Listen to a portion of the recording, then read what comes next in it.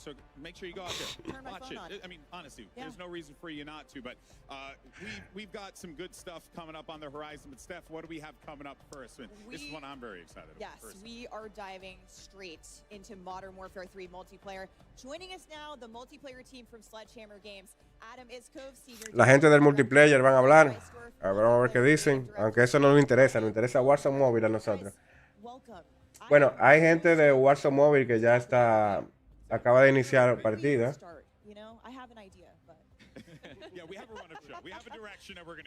Ok, más gameplay. Like now you're going to be able to talk about this thing that you've been working on for so long here, and you're going to also have these incredible creators playing it all in real time. Yeah, it's wonderful to be here. It's wonderful to have all the creators being able to play, give us feedback on the game right away, and have everybody play in beta tomorrow. It's going to be great. Jump right into beta tomorrow, folks. We'll be talking about that more later to remind you, but we're going to get straight into gameplay for the folks behind us. But before we do, Greg, can you give us a top line of what the community can really expect in the multiplayer experience for Modern Warfare 3? We have one of the greatest sets of launch maps ever coming to the game, and we've taken these maps and we've really revitalized them and modernized them with the latest in... Bueno, en lo que esta gente está hablando de multiplayer, que a nosotros en realidad no nos interesa. Mira, aquí estamos, ese es el gameplay de Warzone Mobile, ahora mismo. Pero yo no veo diferencia en la calidad. Está en la original, sí. Pero no veo ninguna diferencia en calidad de gráficos. No hay diferencia en calidad de gráficos. Los gráficos siguen igual.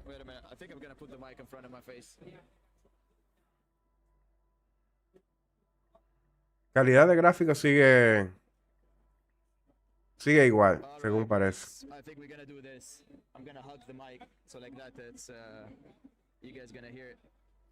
Ese está jugando en un iPhone.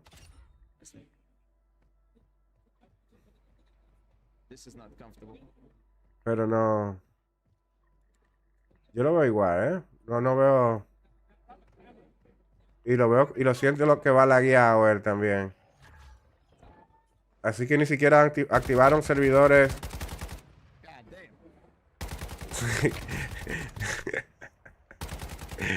va lagueadito. Va lagueadito.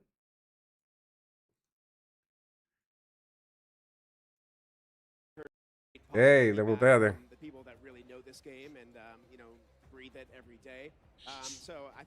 ¿Qué es lo que pasa con esto? Ay. En español no hay subtítulo. El KG YouTube. And it brings me great joy to say, let the games begin, and let's check out Modern Warfare 3 for the first time on stream. This is so exciting. ¿Y por qué ese se crashó el stream de esta gente? There's going to be a lot to dive into. We're going to be pretty much here the entire time talking through this and then pointing out things that we see, things that catch our attention that we want to highlight for the community. And as it stands right now, a ver, ¿qué está jugando? ¿Alguien que habla español? Que esté allá, que esté jugando Warzone Mobile. El Dead está jugando Modern Warfare 3. El audio de... El stream de YouTube está fallando. Lo va a tener que poner en Twitch, gente. Yo sé que queríamos los subtítulos, pero no hay subtítulos en español. El YouTube está fallando.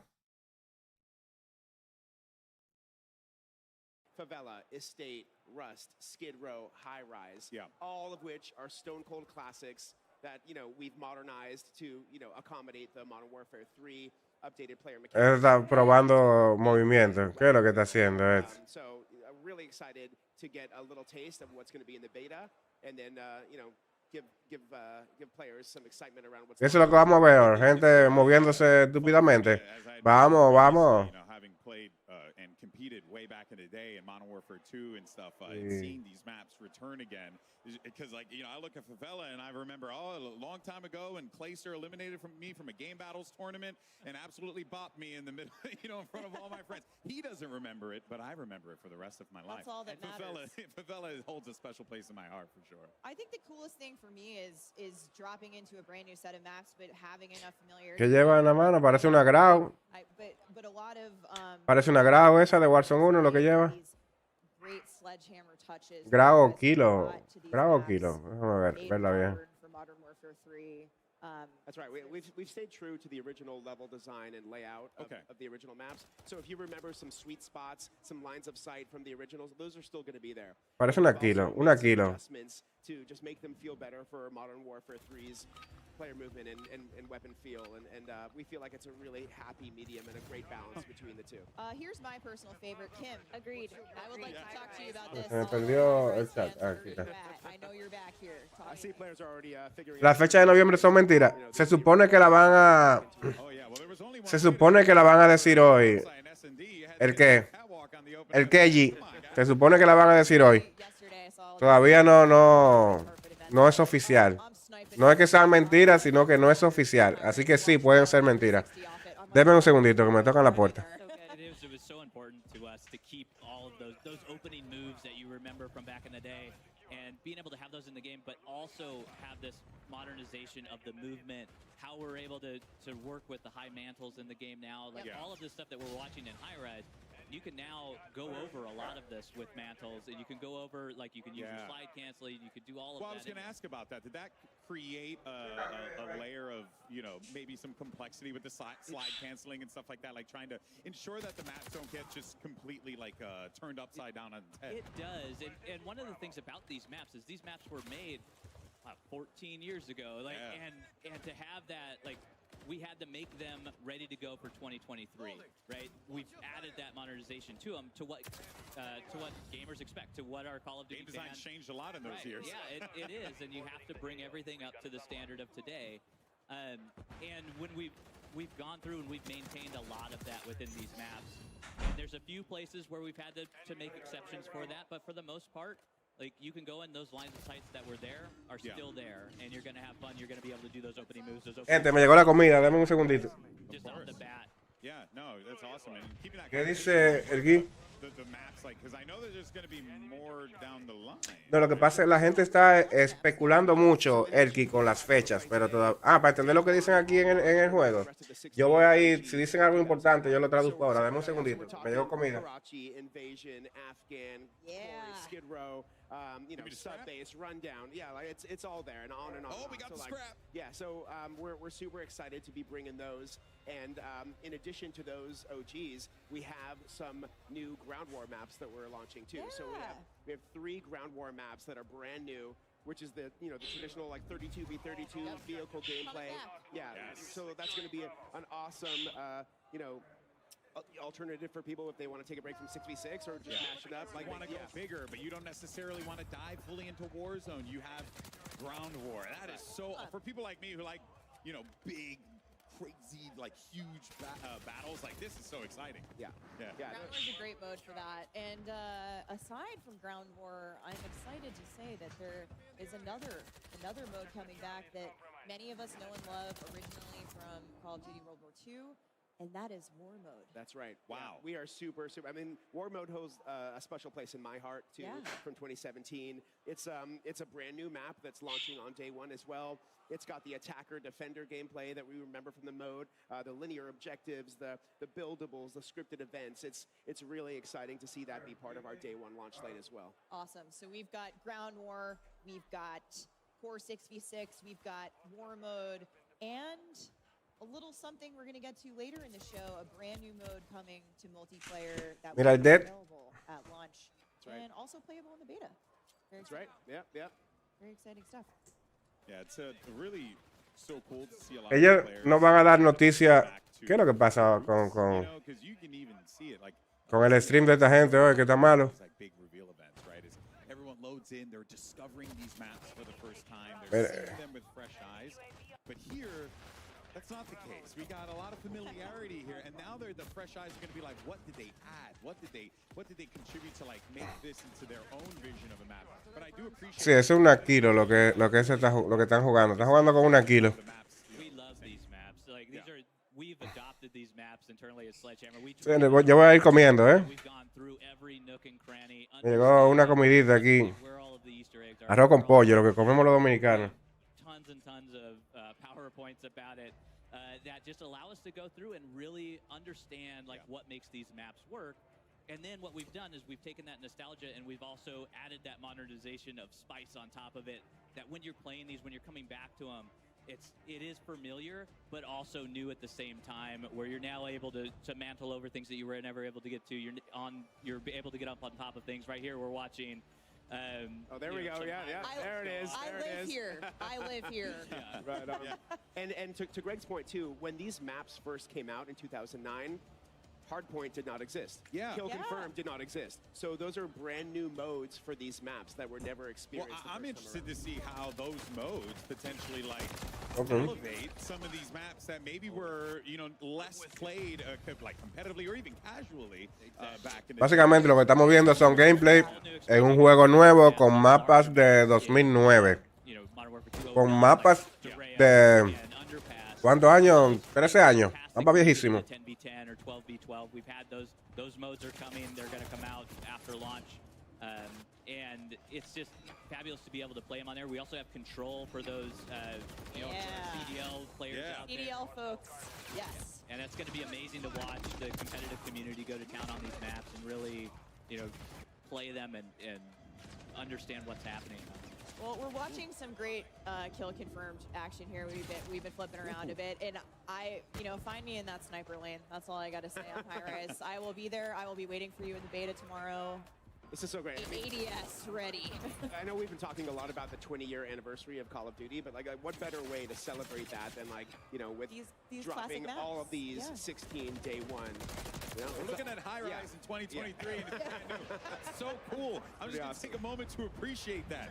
Like, it's not every day that you get to not just go back and like relive things that you enjoyed so much growing up, but then also to there are some streamers here who are younger than Call of Duty's launch, 20 years ago. So they're going to get to experience this really with a fresh coat of paint for the first time ever. That has to feel quite liberating for you guys, wouldn't you say? Oh, yeah. I think really these maps hold up for, old school veterans as well as like people who are brand new to Call of Duty. If this is your first game playing Call of Duty, you're obviously never been a better time to jump in. Yeah, I mean, you're absorbing so much of COD's history. To your point, what a better way to celebrate 20 years of Call of Duty than with these iconic maps returning in an all-new way. And we're going to talk about all those new ways as part of the the innovations that you guys have brought to gameplay. Yo no lo veo tan rápido como ellos lo están promocionando.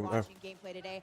You will get to play it starting tomorrow. Take a look here at the beta schedule. For players Aquí está la fecha del beta, señores, de Modern Warfare 3, para lo que les interese eso. Comienza mañana para PlayStation. Y para Xbox comienza el día 12. So are 2 new ground war maps and in-game rewards for playing. So anyway, take a look, take notes here with the pros playing, tune into the stream, get some hot tips before you drop into your first match tomorrow. That's right. It's going to be quite exciting to see, everyone across like all the different platforms just like going live, playing COD, like, and then again loading up and then seeing like Scrapyard or High Rise. Still just blows my mind. I genuinely am so excited about this. But there are a lot of like maps that returning fans like myself definitely will enjoy. But I love some new. Is there anything that we should be expecting, like post-launch as far as like maps go? Oh, definitely. I am very, very excited to tell you both today that starting Season 1, we have a bunch of new maps coming. So Season 1, we're dropping 3. Season 2, dropping 3 more new ones. So over the course of our entire live season, there will be 12 new 6v6 maps coming to Modern Warfare 3. Awesome. So launching with 16, 12 down the road. That is a big map pool to choose from. And these are all different sizes of maps, different locales, for all different play styles. You might see 1 or 2 fan favorites come back as well over the course of live season, but we have a bunch of new maps coming that we're really excited about. And those are 6v6 Yep, competitive 6v6 maps that players can play. There are other maps in there as well that we'll talk about once we get into the live season, but 6v6 core maps. Stay tuned. Right off the bat. Brand And new. guess what? With all of those maps, it's back. You know what you can do with them?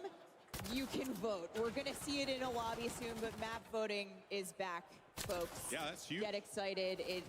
I mean, the community has been thrilled. I can't wait to see it in action here today. I'll be taking notes on which ones we know are the ringers of the group. I think we have a good feeling. El multiplayer no se ve como algo que yo voy a jugar, ¿eh? Oh, nice. Desde ahora lo veo. Yeah, that's a good one for snipers. I like Estate. Yep. Ese no se siente como algo que yo voy a jugar. Idea of where the maps are going to land and the Yeah. but when you account for the new modes, the modes that you were never Yeah. playing in there before, Yeah. when you get into hardpoint and you need that space to have that rotation, it'll be interesting to see what ones are popping Oh, up. at the that's top. what I'm looking forward to. I want to jump into a private match lobby with my friends and run around and see where the hard Falta que esos mapas como que le falta color, le falta Skid Row, like detalle. actually talking with Nameless in the back about this. It's like these maps now, like you have maps like Skid Row that could actually like be potentially viable, like competitively, which is quite exciting. It just changes the entire like feel of the offering, which you know we didn't have back then. We've honestly already been talking to CDL a little bit about some of their favorites, about what they might want to play, and it's great to get their feedback early on to see how the competitive. All right, we're looking at Lupo, my guy Lupo. He is good at sniping. in his loadout editor. We can get a good look here. He's got the lightweight boots. And Kim, I would love if you would take us through what we're seeing here and how loadout select has changed and what players can expect. Yeah, so what you're seeing here, so someone is looking at our boots category. This is actually one of our new categories for perks. So we've split up the perks into 3 different categories: boots, gloves, and gear. And you're going to see some fan favorites from back. We've remixed some of the perks, and we've brought some new ones into the fray.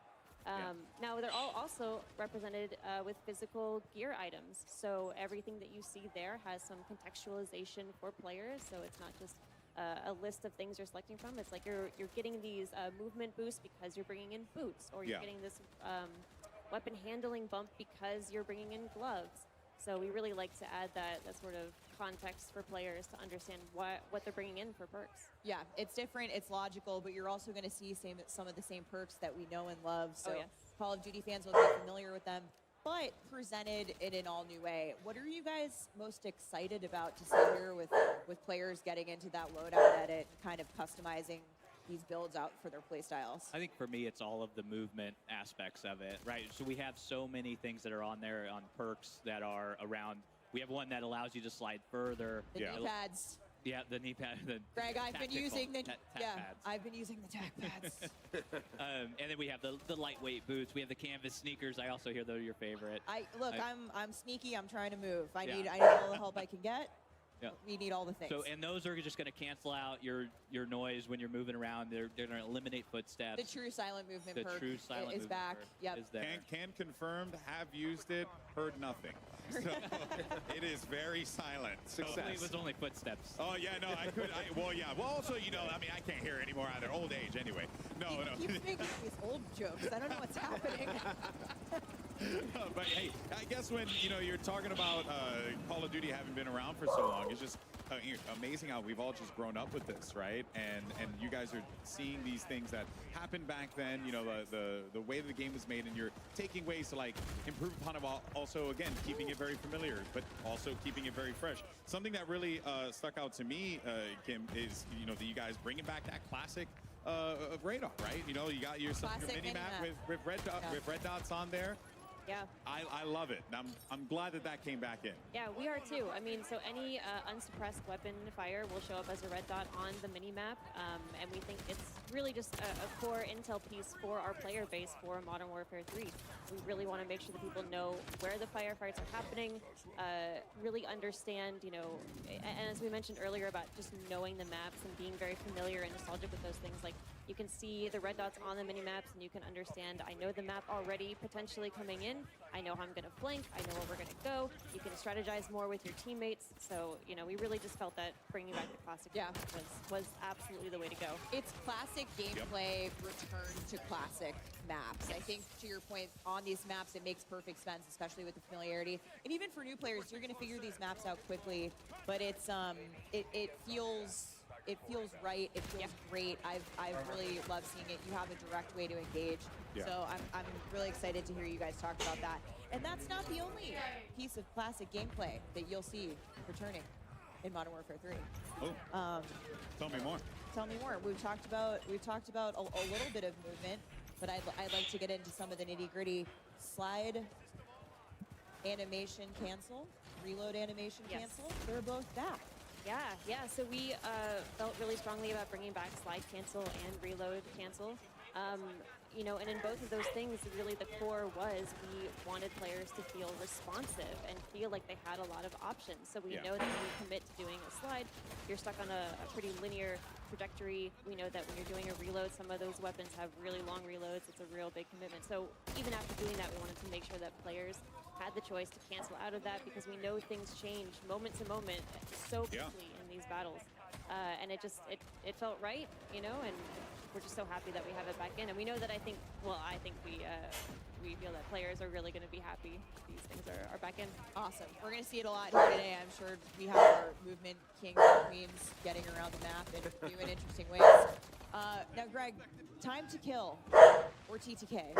Always a hot topic with our players, with our community. It's complex. It has a lot of different moving pieces when we talk about it. Can you give us details on what to expect in terms of time to kill for Modern Warfare 3? Yes, I can. I can give you the exact details. Yes, you can. Yeah. This is the guy. Only the exact details. Only the exact details. So rather than 100 health, we have 150 health across all of our players. So that's got parity with Warzone. So that is parity with Warzone, what's currently live in Warzone. Yep. And it'll also carry over into Modern Warfare 3 Season 1 as well. And what we've also done with that time to kill, so what you're going to notice is it's much more consistent across the board. So we've eliminated some of these spikes that we've had in the past, because our modifiers, so we have modifiers on when you get a headshot, it does more damage. When you do a limb shot, it does less damage. So we've kind of normalized those and closed the gap between them.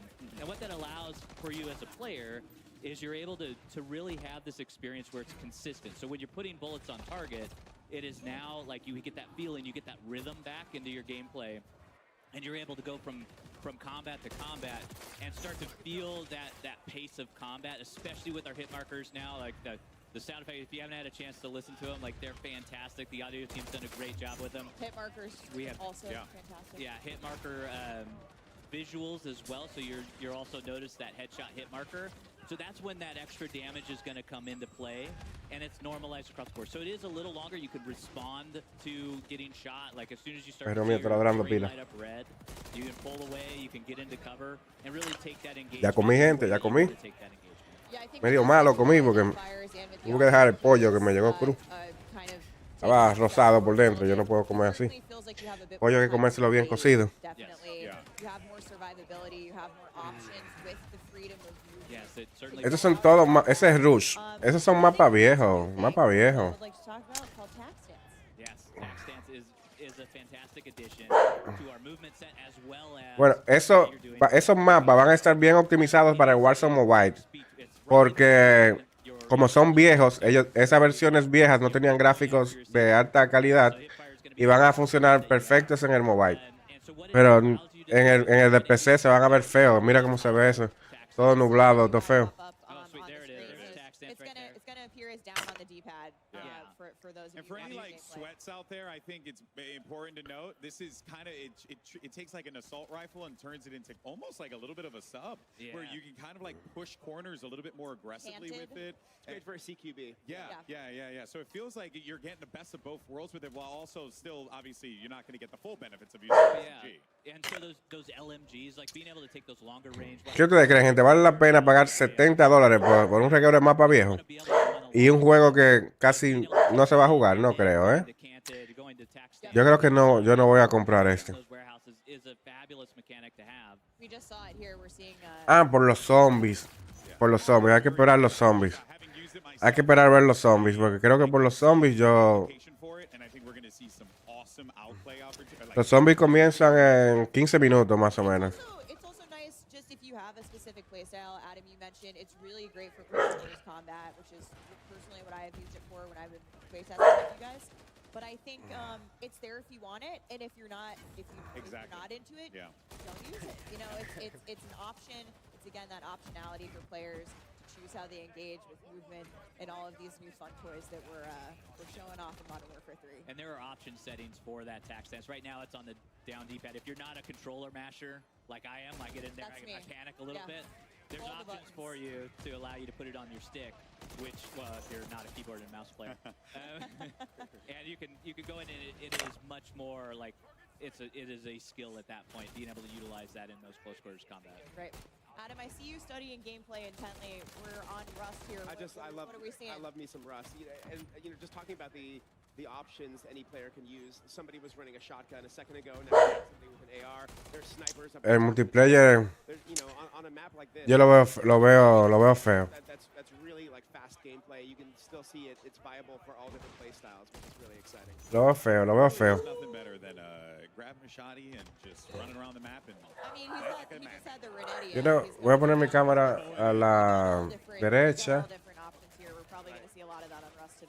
para que no tape el cuadrito ese. This has been really fun to check out, and we have plenty more to watch, without a doubt here. But we're going to take a quick break from the gameplay for a brief Bueno, van a hacer un pequeño break. An awesome partnership between Call of Duty and the Hundreds. Now, Vamos a ver si dicen algo importante. No, ellos van a poner anuncios.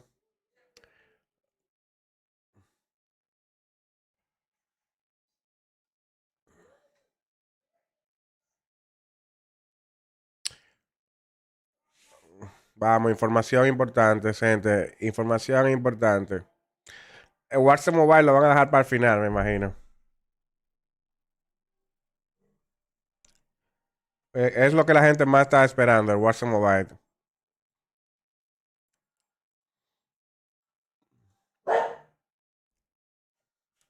Right? We now know like their inventory. That's going to be making its way over to this game, which is really, really cool, and it creates that like value for that player. Like, hey, my time here was worthwhile. Exactly, and it is all about honoring the player investment. We call this carry forward. We talked a little bit about it. Salto. El juego se siente un poquito más rápido que Modern Warfare 2, pero tampoco es lo...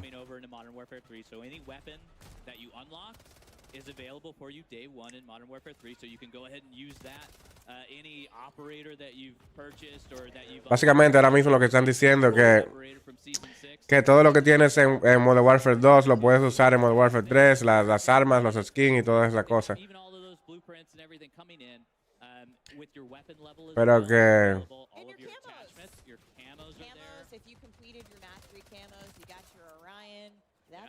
But don't worry, the grind is still there for the Modern Warfare 3 weapons because it has its own set of completionist camos as well that you can go in and grind your heart out for those and go ahead and get those, in the game. Yeah, we're going to talk about some of the other new challenges coming to Modern Warfare 3 in a little bit, but exciting to hear that the camo grind is real. We'll be back on it before we know it. More to come soon. Oh yeah, more to come. I love it. More to come soon. So ominous. News at 6. Well, speaking of weapons, though. No sé. I love the fact that we're. ¿Qué opinan ustedes, gente, de lo que están viendo? ¿Ustedes lo ven bien esto? Yo lo veo como un juego cualquiera. Un juego multiplayer cualquiera. We have a bunch of new weapons coming in Modern Warfare 3. We have over 30 new weapons that you can experience, level, get new attachments for them. No veo nada hasta ahora que me motive a decir voy a gastar esos $70 en comprar este juego.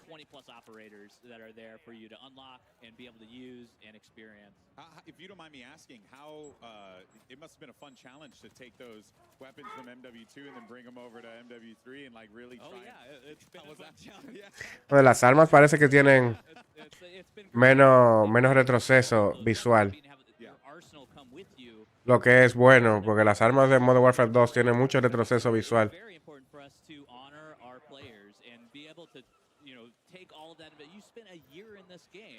We need to bring that into the next game and allow you to be able to experience it and have fun and not set you back all the way. We still have 1 to 55. We're going to be able to level that again, and we have new content in there for you to experience. All the bells and whistles. All the bells and whistles is there, but being able to have those weapons, being able to make it work with all of the attachments, we're actually doing tuning on those weapons as well, so they're not going to be exactly the same. They're going to get the balance pass. For Modern they're going to Warfare have 3. the essence of the Modern Warfare 2 weapons, but they're not going to be one-to-one. You can actually go in, and our friends at Binox have been able to put in detailed weapon stats for us, and you're going to be able to go in and look at all of those intricacies. Check out what their headshot multipliers are. Check out what their limb damage is. All of that stuff in there. And that brings up attachment tuning. Attachment tuning is coming to Modern Warfare 3. It is. It's part of Modern Warfare 2. It's part of that carry forward. Yeah, fantastic.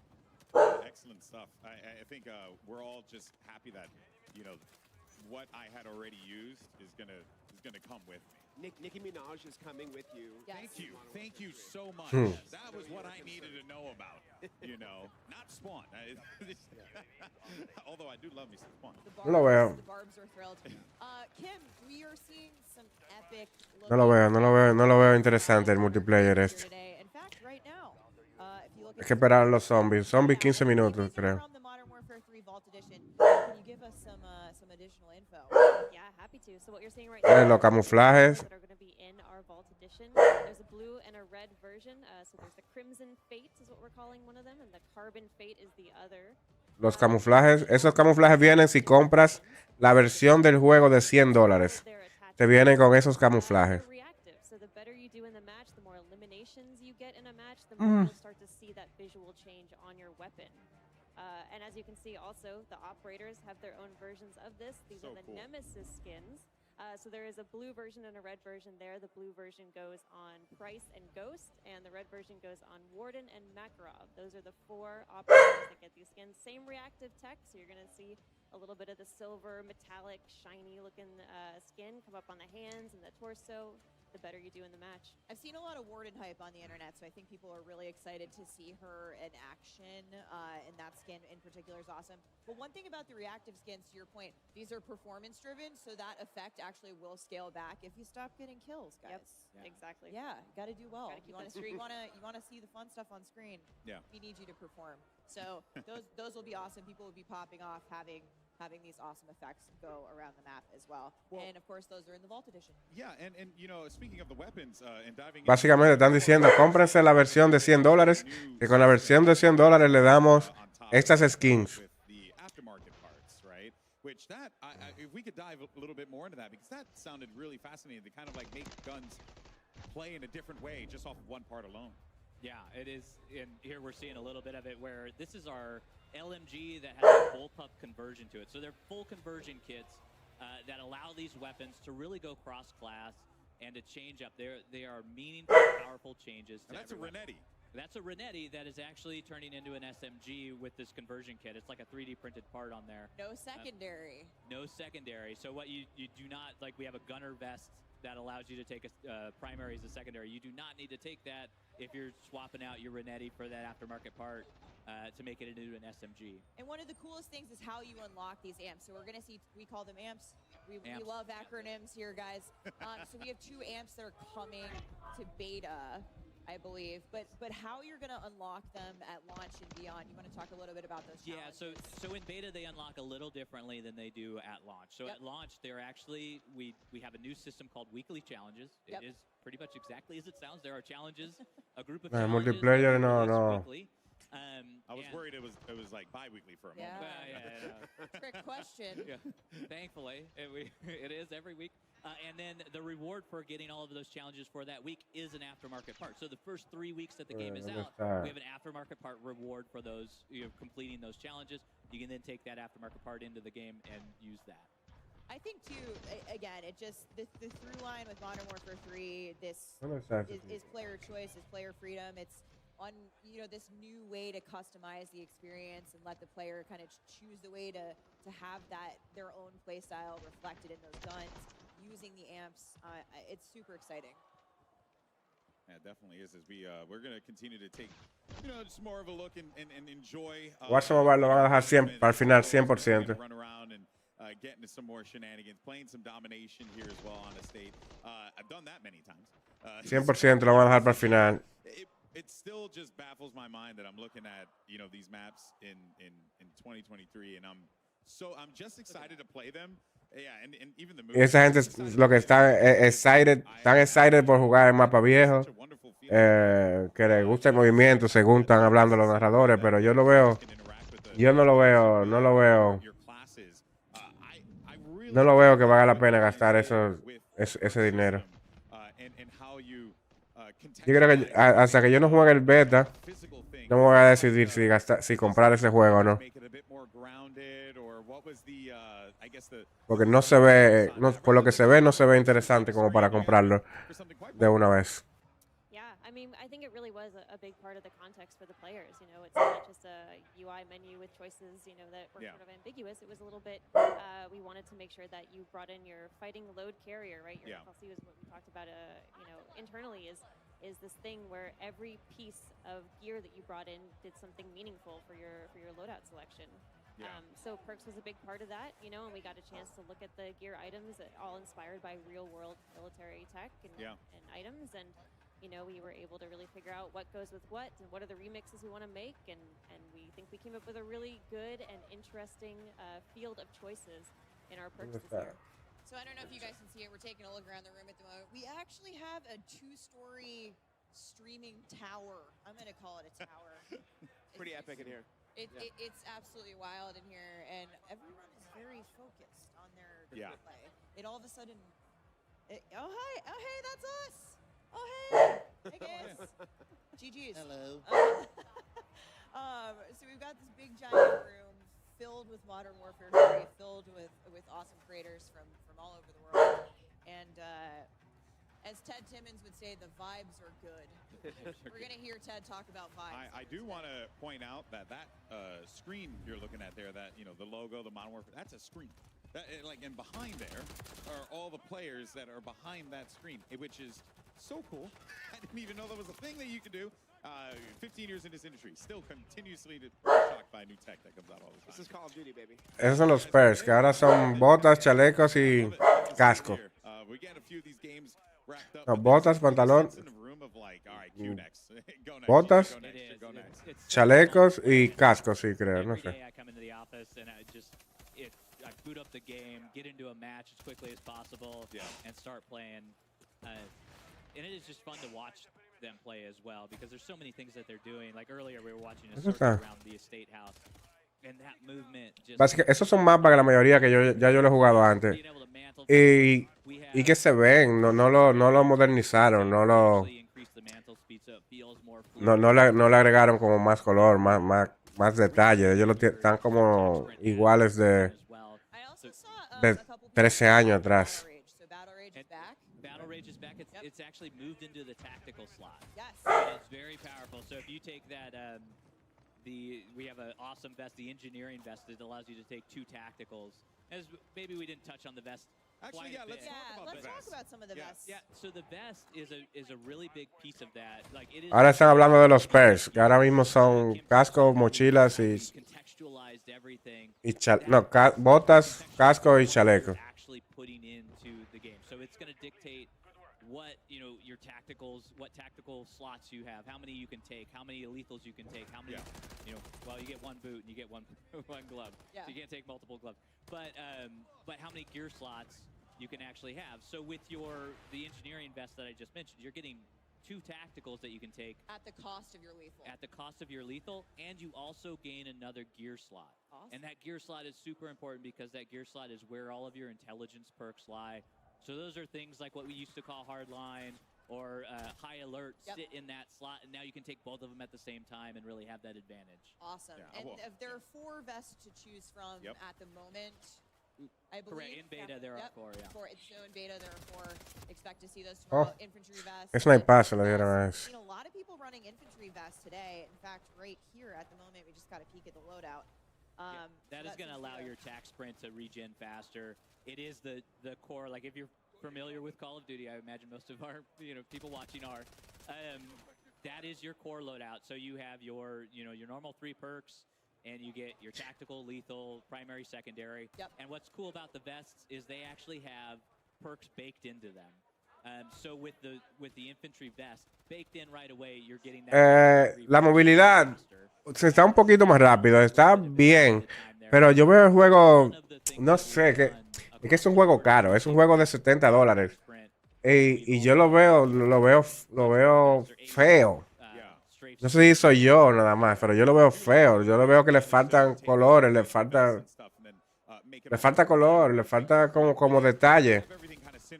Porque ellos son mapas viejos todos. Mapas de 13 años. Y parece que ellos no lo arreglaron bien, no lo actualizaron bien.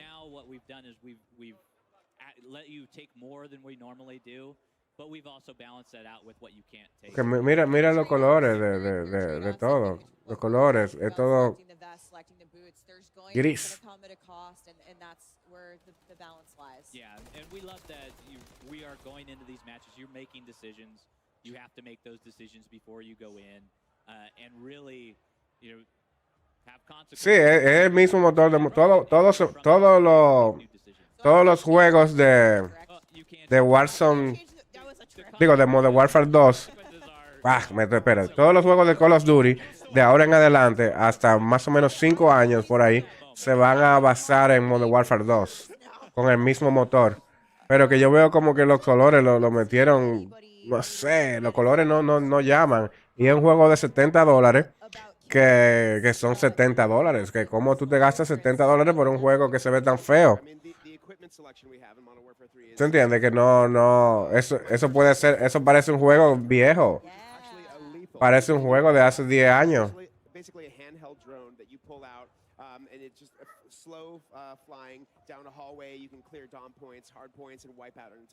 Sí, está todo reciclado. No muchísima, es todo reciclado, todo.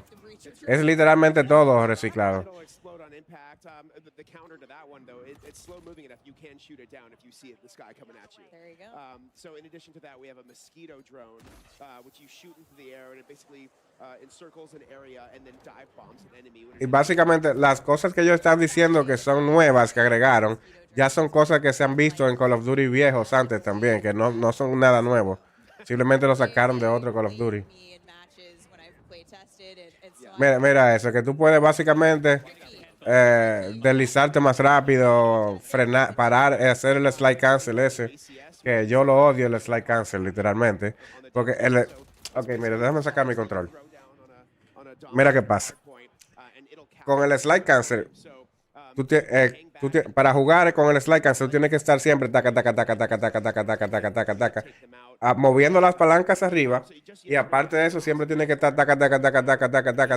en la palanca que están atrás con el slide cancel. Y si tú no tienes esa palanca, tienes que estar aquí, BA, que eso es cansado. Para mí eso es cansado. Eso no es algo que a mí me gustó hacer en Modern Warfare 2019. En Modern Warfare 1, que estaba en el slide cancel. Yo casi nunca hacía el slide cancel por eso. Porque después de una sesión básicamente de juego de 4 horas, de haciendo el slide cancel por 4 horas, tú terminas con la mano cansada. Termina cansado. Gets a lot of love. It's basically, this thing that you put down that's an area of denial tool. You can just, it really limits enemies movement. Sí, ellos tienen que meterle un poco más de color. No sé si lo hicieron así a propósito, pero que ellos lo que quieren es vender el juego. No debieron de hacer. Si fue a propósito, se están cometiendo un error. Porque ellos quieren vender el juego. Y así como yo lo veo ahora, yo no quiero comprarlo. Yo no lo voy a comprar. Así como se ve, yo no lo voy a comprar. Depende de los zombies. Los zombies depende mucho de cómo se vean los zombies. A ver si yo compro el juego o no lo compro.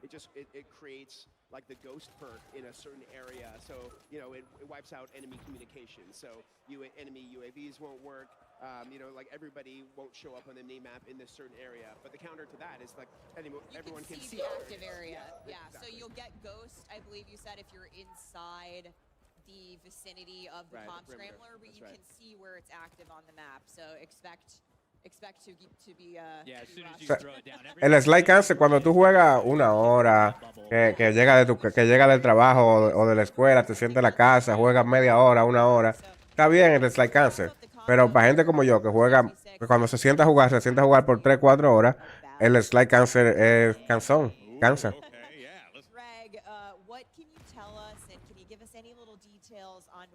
Tú terminas más cansado de lo que estaba. So our friends at Treyarch are on the case again with ranked play. El zombie, yo creo que ya deberíamos de... Ellos deberían de comenzar con el zombie ahora, como en 10 minutos. Update it, modernize it from Modern Warfare 2, bring that forward. Y si es como de meseta está chulo. Lo único que de meseta tiene que entrar con gente para que... O sea, porque es como jugar y compartir con la gente. El de meseta. Mientras hacen misiones y esas cosas. Entonces solo, como yo no soy jugador de solo, yo nunca jugué de meseta. Porque yo prefiero jugar con la gente que yo juego siempre. Y a ella no le gustó el de meseta. We're going to be talking more about it, but excited to say that later in season 1 we'll have a ranked play coming to multiplayer in Modern Warfare 3. But that wraps up our core 6v6 gameplay for the day. We're going to see the folks behind us switch over. We've got an exciting new mode to talk about that we're going to get to here. Vienen en zombie. It's called Cutthroat. It is awesome. There's so much to get into there. Ok, van a entrar a un modo nuevo de juego que se llama Cutthroat. All of our PlayStation players out there, like me, take a look. Anuncio para la gente de PlayStation, señores. Los que juegan en Play. Esto es solo para ustedes. When they speak of me, they want to lock your doors. Señor. That's cute.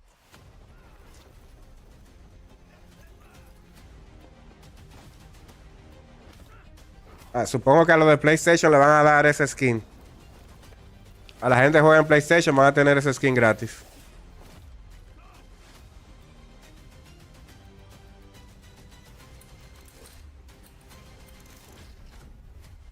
I've never found a lock. Exactamente. La gente de PlayStation va a tener esa arma y ese skin gratis.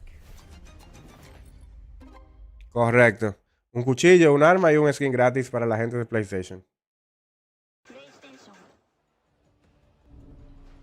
Announcing the PlayStation exclusive lockpick operator pack, including Sí, yo creo que Warzone Mobile lo van a dejar para el final. Gothic blueprint and the Starry Knife melee weapon blueprint. Lockpick is a cunning art feat with noble motivations. A mí me parece que Warzone Mobile lo van a dejar para el final. Porque es lo que la mayoría de gente está esperando. La gente no está esperando esto. De multiplayer. La gente no quiere, no le gusta. El multiplayer es el juego que menos se juega ahora mismo. De Call of Duty. PlayStation exclusive operator. This is my main in all the playtests. I auto lockpick. It is how it is. Did you know she was an art thief? I didn't know she was an art thief. I was like, Thomas Crown Heffer, hello, it's me. But we're about to head into live gameplay action for a brand new mode coming to Modern Warfare 3 multiplayer. But first, a couple of words from our sponsors. Anuncio. Vamos a quitar el anuncio. Vamos a mutear el anuncio, que no, aquí no pagamos.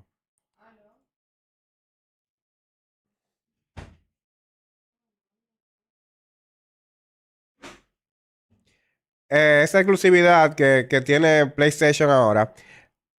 Mira qué pasa. Hace como 10 años comenzó esa exclusividad que tiene PlayStation ahora. Pero antes de PlayStation la tenía Xbox. Era como un trato que Call of Duty hacía. Primero Xbox, después PlayStation. Y ahora ya se lo van a quitar a PlayStation y lo va a tener Xbox porque Microsoft está comprando. La gente de Xbox están comprando Call of Duty. Y esa exclusividad se le va a quitar a ellos siempre. Ya la gente de PlayStation puede jugar este juego mañana. La gente de PlayStation tienen el beta, comienza mañana para ellos. Y parece que van a seguir jugando multiplayer en un modo que es de 3v3, 3 contra 3 contra 3.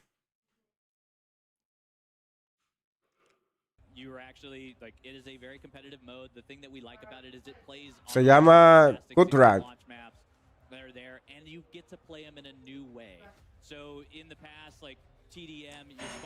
Ok, ellos ahora mismo van a presentar después este. Oh, falta mucho de multiplayer todavía. Esto parece que va para largo. Simple maths. Yeah. And so it allows you to experience these maps in a way that you've never experienced before, which is part of that modernization that we like to talk about in the maps. And it's a fun experience to have, super competitive, and it's Yo creo que la exclusividad siempre va a estar en Call of Duty, Javi, porque Call of Duty vende mucho. Entonces yo no creo que Microsoft cuando compre Call of Duty vaya a hacer el lanzamiento para las dos plataformas al mismo tiempo. The Warzone se supone que debió de comenzar hace a las 9:15, 9:05, 9:15. Lo de Warzone debería de comenzar en 20 minutos. Pero no, es según el horario que ellos tenían, pero parece que no.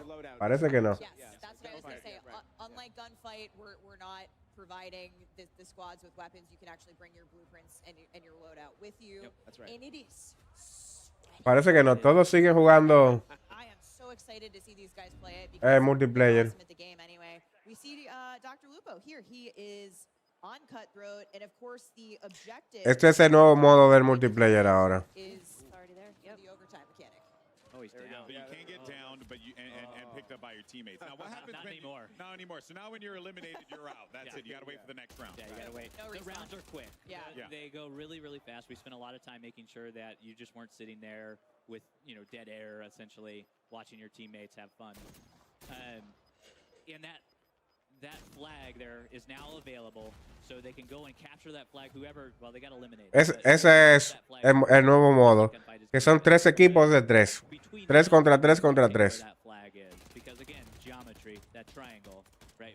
We could put it in the center every time, but it gets a little difficult. Yeah. Gives players an opportunity to move around and actually Yeah. interact with more in the map, right? Y todos están jugando And multiplayer. again, you're experiencing these maps in brand new ways. It is a lot of fun to have in there. That guy's got really cool hair.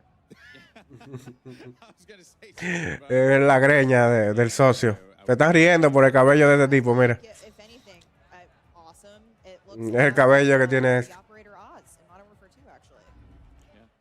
Oh, here we go. Back into Cutthroat again.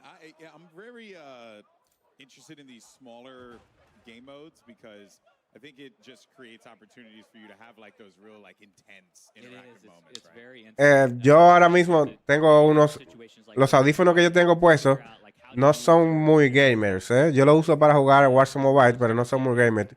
Y yo no quiero ponerme estos que están aquí atrás. Déjame, yo puedo ponerme. Is that what you do? You Déjame cambiar los audífonos smoke right here, Greg? para escuchar bien el sonido del juego. Oh, there's the breacher drone. Breacher drone. Yeah. You might want the. Okay. I love this guy's strat. Good strat. Yeah, we have the There we go. EMD grenade, which would be great in this situation because Right. you just throw it out, pop it, and then if you get another player on the team, they're going to show up constantly on your mini map for your entire team. So to me, EMD grenade a little bit like a snapshot, but it actually is going to stick to the enemy player. it does. That player will then get a prompt. You might be able to. No me di cuenta del arma, no miré el arma. Esa sí, esa parece la FAL. Yo he visto la FAL y la Kilo. FAL, Kilo y Uzi he visto en el juego. Very Be clutch. very overpowered if you hit them. Yeah. Déjame escuchar un poquito el sonido de las armas cuando dispara. The thermo barrack grenade.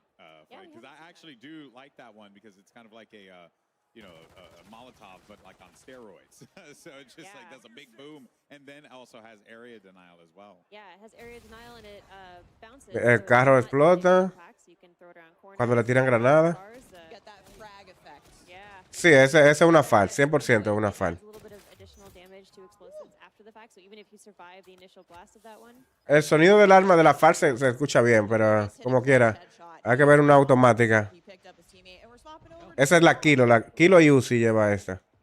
Oh yeah, I love this map.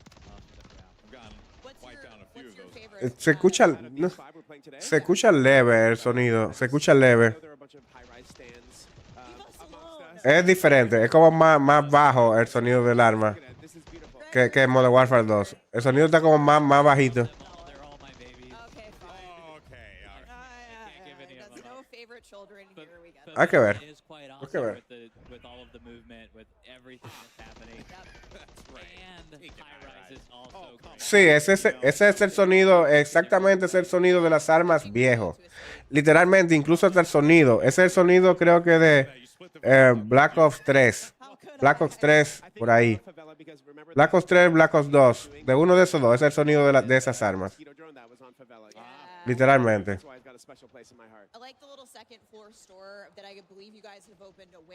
Creo que es sonido... Sí, sí, ese es Black Ops 3, creo. Es sonido viejo. Ese juego es full reciclado. Es full reciclado. Pero a mí me gustó mucho Black Ops 3, ¿eh? Esperemos que los zombies sean a ese nivel. Black Ops 3, Black Ops 2, por ahí.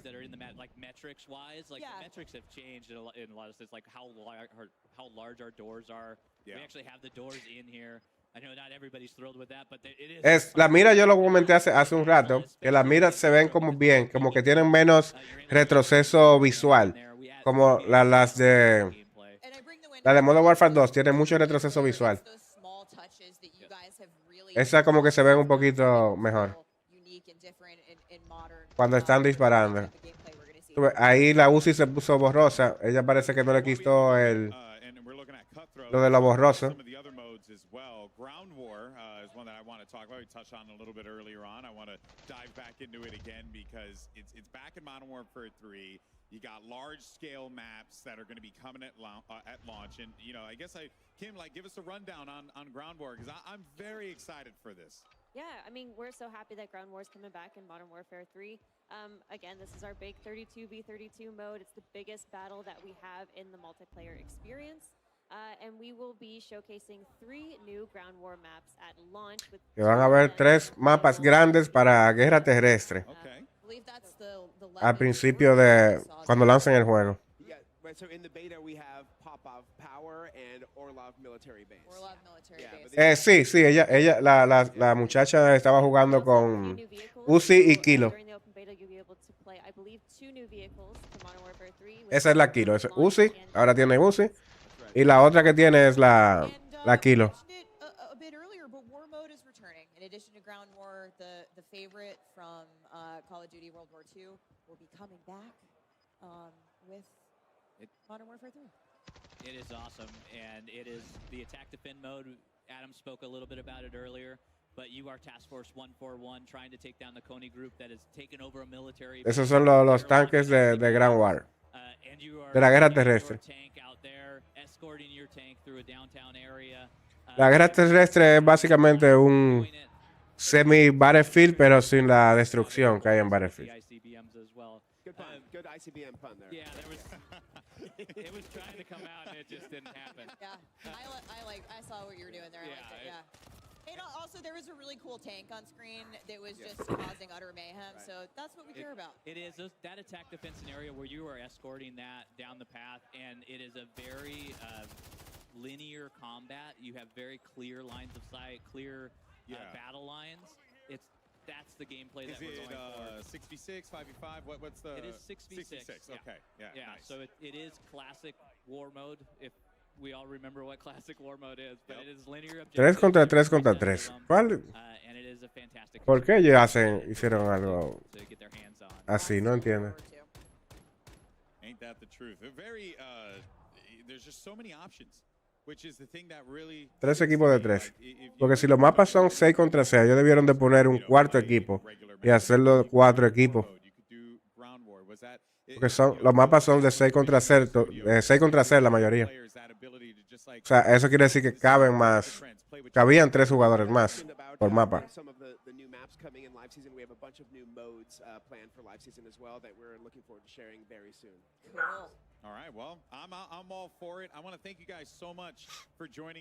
Se van los de multiplayer ya, parece. Se van los de multiplayer ya. Viene Warzone. Estamos avanzando.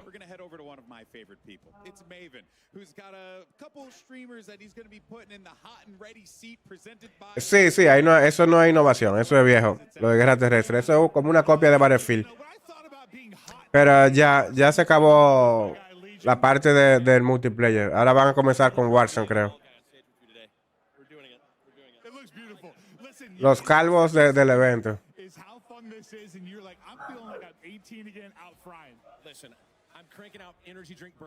No, ya se acabó la parte del multiplayer. Ahora viene con Vienen con Warzone, pero no creo que Warzone Mobile, Warzone Mobile. Warzone Mobile lo van a dejar para el final.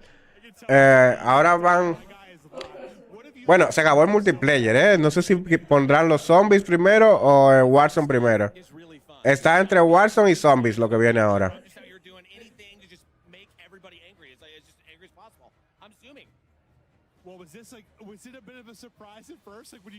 Ya no más multiplayer. Multiplayer a mí no me gustó ni un chin. Déjame quitarme tu audífono que... No me gusta.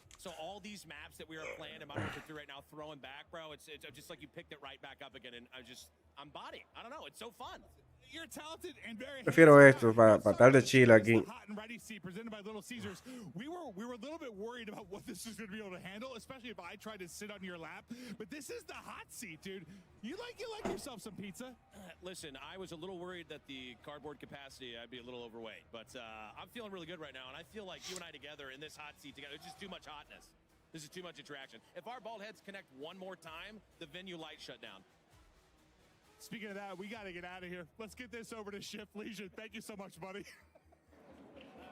Oh, there's just always comedy with two bald guys in the mix. But yeah, I hold Shift here with the one and only Shotzi. I got to start with the fun question first. I mean, just enjoyment level. How are you enjoying the game to this point? This game's amazing, man. I have nothing but good things to say about this game. I love the movement. Everything about it's got like. All right, you set me up for like the perfect segue. Have you found ways to finesse the movement system yet? Because I know going into the beta, that's probably your main goal, is to find ways to just completely over-embellish the movement system. How are you feeling so far about how this game moves? It moves smoothly than any other COD I've played.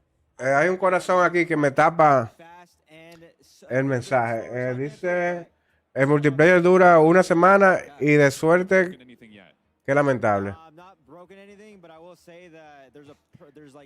El multiplayer dura una semana, el beta dura una semana en PlayStation, si estamos hablando del beta. Después de ahí dura una semana en Xbox, PC y PlayStation. Básicamente 2 semanas para PlayStation y para nosotros una semana de beta. Hay un corazón aquí en el chat que me tapa parte del mensaje, que no sé si eso es lo que quería decir. Not as sticky as other games. I feel like mid and far range, it's actually, not as sticky. So that's definitely interesting. Y él está diciendo lo que yo dije, como que las armas no... Las armas se sentían mejor en medio y larga distancia, porque no tenía como ese movimiento. Sí, zombies. Viene zombies ahora. Ah, sí, el multiplayer cuando salga la gente lo juega una semana, 2 semanas máximo y ya, y se olvida de eso. Por eso no sé si, yo no creo que yo lo vaya a comprar. Porque yo he comprado todos los otros, pero ese no. Este es un reciclaje que no me llama la atención. Y son $70, está más caro que lo anteriores.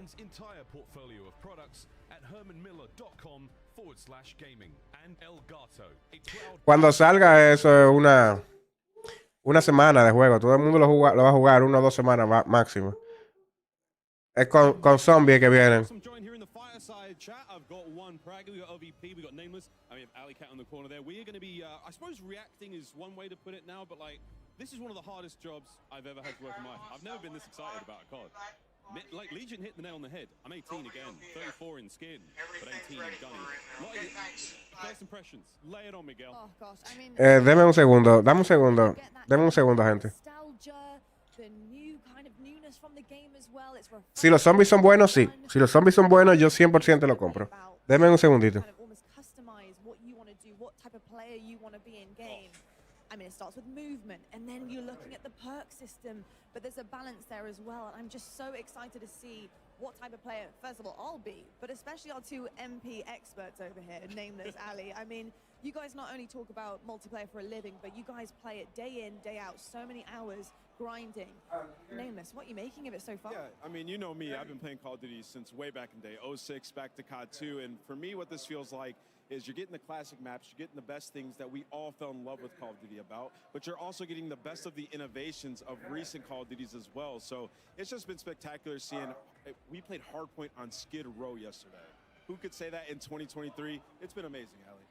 No, it really has. I think it's interesting that you brought up like the play style, because I feel like in events like this especially, like I was bringing up Warzone players, like their style of play is a little bit different from like what we see on a day-to-day basis, and even just normal content creators, they're going for snipes and stuff, and high rise obviously a perfect place for that. So I think the fact that the movement feels so smooth, and to see everybody, there's something for everyone, right? So I mean, it's been a great day so far. So far, so good. We have a little bit more time than we thought we'd have, guys, so we can delve a little deeper here. I think one of the coolest things, and the desk touched upon it a little bit, we got to experience yesterday when we played.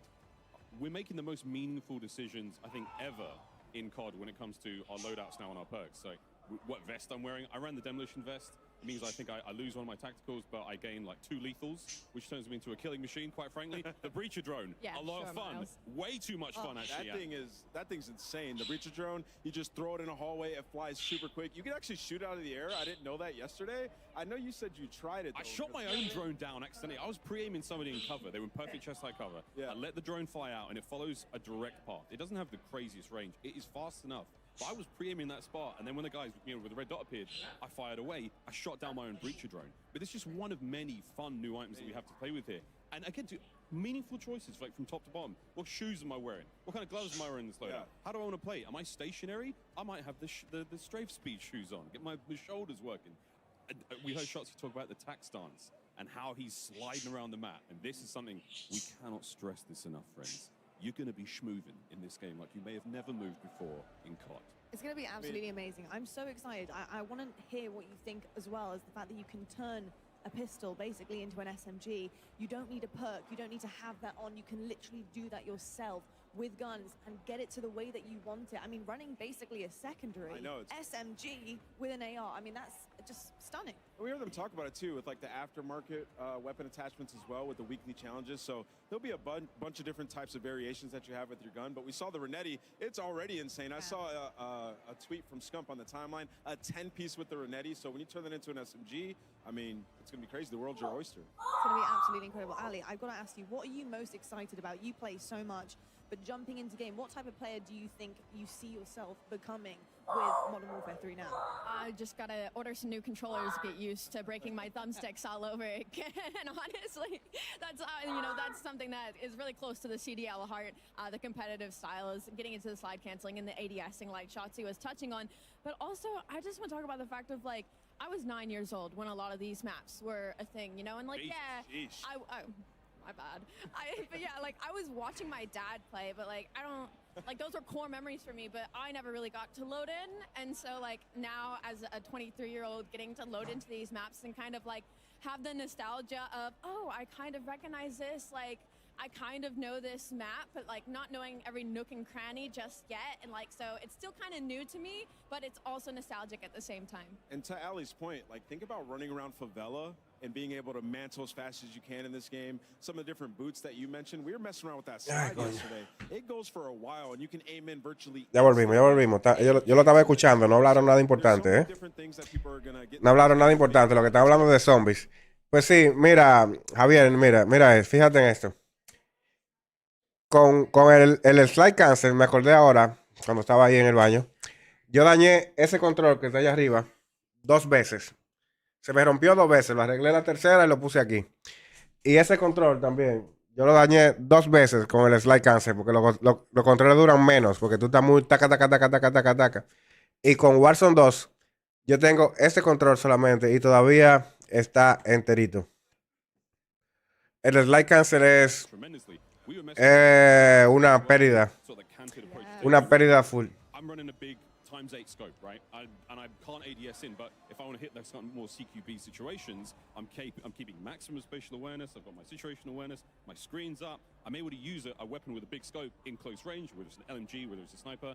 It's not perfect by any stretch of the imagination, but it's still really nice to have choices as a player. We've got so many options here. So much fun. Yeah, I think that's the key word, right? The buzzword, I think, coming off the back ¿Y por qué la cámara no se ve? It's the choices that you can make. And I think balance is such an ¿Y la cámara no se estaba viendo todo este rato? game. Balance is key, especially when you're going up against players who do have a choice of what they want to run. Yo pensaba que la cámara se estaba viendo hace rato. To have that potential to take something away, if you want to risk and reward, you're coming in with potentially like silent footsteps, you're running ghosts. Ah, pero que no era esa escena que yo tenía, era esta escena, ok. But something Por eso no se estaba viendo la cámara. Ahora sí. 100%.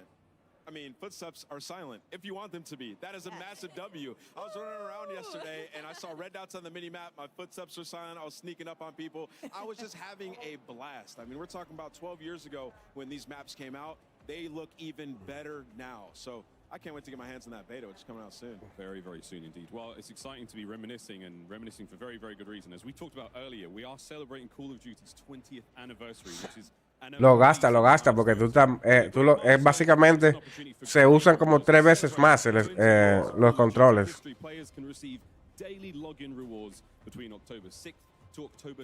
Ya se filtró el gameplay de Zombies, lo más seguro, porque ellos jugaron todos ayer. Alguno de ellos seguro lo filtró. Pero vamos a verlo aquí,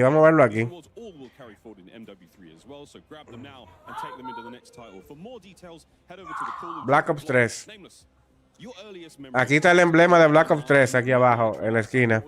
Así que es posible que los zombies sean de Black Ops 3. Si los zombies son como Black Ops 3, es un palo. And screen looking, trying to figure out where they were on Call of Duty 2, and now it's 2023, and we got everything, and you can still screen watch. It's right there; they're right next to each other. So we might be some players doing that here. Incredible memories that have been had on Call of Duty. Toda esa gente que está ahí, ellos jugaron ayer ya, todos. Por eso ya seguro alguno lo grabó y lo filtró 100%. The new and exciting stuff in that game mode coming later has to be with zombies. When I was in middle school, I'd go over to my friend Anastasia's house and we'd go in her basement, we'd turn off all of the lights, and then we'd load up split screen zombies on her big TV on the couch, and just all night on her Xbox just sitting there playing zombies on town survival, you know, going as far. Eso era lo que yo jugaba antes, zombies. Yo nada más jugaba zombies. Yo compré Black Ops 2 por los zombies, Black Ops 3 por los zombies, Black Ops 4 por los zombies. Y ya ahí después de Black Ops 4 salió... En Black Ops 4 salió el primer Battle Royale de Call of Duty, que era Blackout. Y después de Blackout, ahí nominé de los zombies con el Blackout, el Battle Royale. Y de ahí salté a Warzone. Or don't worry, in addition to open beta early access, all those PlayStation players out there, be sure to pre-order on PlayStation Store to get an Otra vez. At the Lockpick operator pack. Otra vez lo de PlayStation. Lo voy a mutear ahora. Bueno, lo voy a dejar ahí. Promoción para PlayStation. PlayStation le pagan un dinero fuerte a esa gente. Ese contrato tiene que ser un contrato millonario para que ellos le den tanta promoción a PlayStation. Time that she's loading up into a game, and I might have to follow suit. Like, we might have to battle it out for who gets to be the lockpick in game, because she is cool. Yeah, I'm down with the blue camo as well. Very excited to see all the crazy skins. We've got a tease of some of those skins in game already. The trailers, you name it, it's all happening. But lockpick, yo no tengo PlayStation, yo tengo Xbox y computadora. Pero posiblemente para jugar a la beta consigo un PlayStation por ahí prestado. Porque si no tengo que esperar una semana para jugar la beta.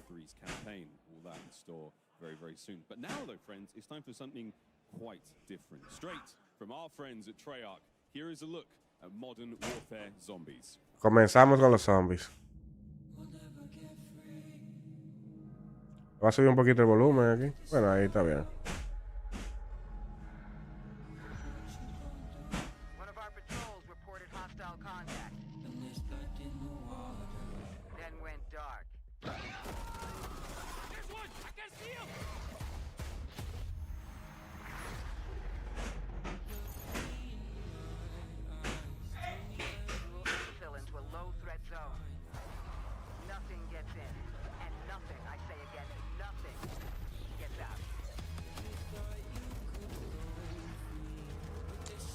Yo lo voy a comprar por los zombies. Es que ni siquiera esto ni siquiera es gameplay.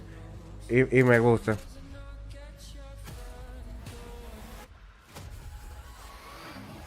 Sí, es que esto ni siquiera... Ese de Black Ops 4, ese zombie grande que salió ahí.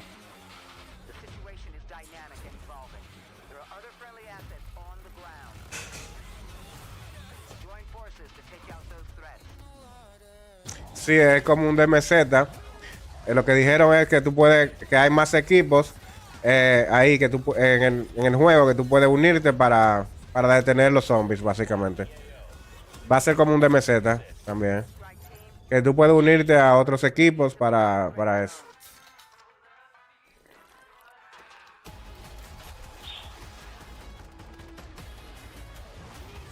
Sí, eso va a ser lo mío, es.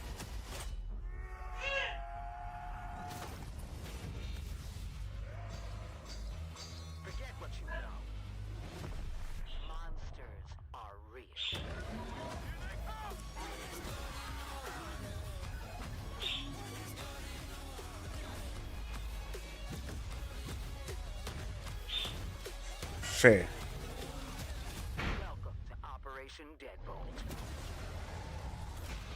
Los zombies tan duros.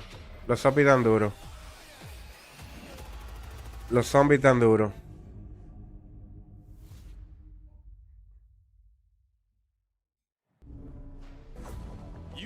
¿Ya hablaron de Warzone Mobile? No.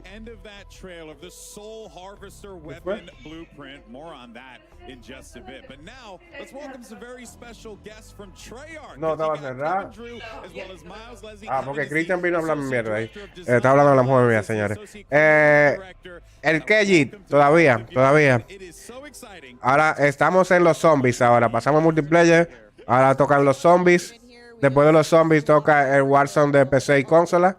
Y después de Warzone PC y consola viene Warzone Mobile.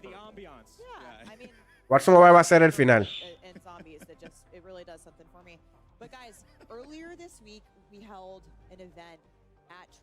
We were able to bring a couple of different groups of creators who are here today at Call of Duty Next into Treyarch. First time you guys have had folks in the studio in a long time. It was super exciting. You want to talk a little bit about the event and some of the awesome reactions we got to see in the room from these guys? Yeah, no, it was a great experience bringing in those people. You know, zombies is traditionally something that is a mode based. Sí, de Black Ops 2 abajo, sí. Está de fondo ahí. Es que en los zombies, por ese poquito de zombies que yo acabo de ver, ya yo estoy 100% seguro que yo voy a comprar el juego. No por el multiplayer, nada más por los zombies que acabo de ver.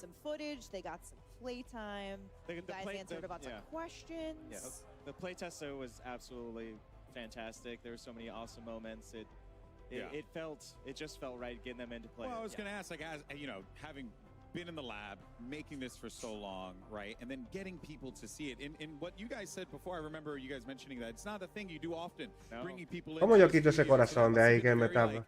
Almost a revealing experience for you guys, right? It felt very good getting outside people besides us. No, están iguales, mira. Vamos a mutear esto aquí. Vamos a poner a... Porque ya hay gente jugando Warzone Mobile, mira, que están allá en el Cognex. Pero solamente están jugando. Yo no quiero ver a alguien jugando. Queremos que nos den la información. Y lo que van a dar la información son estos. Mira, hay gente jugando. Los gráficos están igualitos. Míralo aquí. Ah, ya lo quitó. Ese Warzone Mobile. Ese estaba jugando Warzone Mobile. Ah, ya lo quitó. Pero ven, vamos a ponerlo.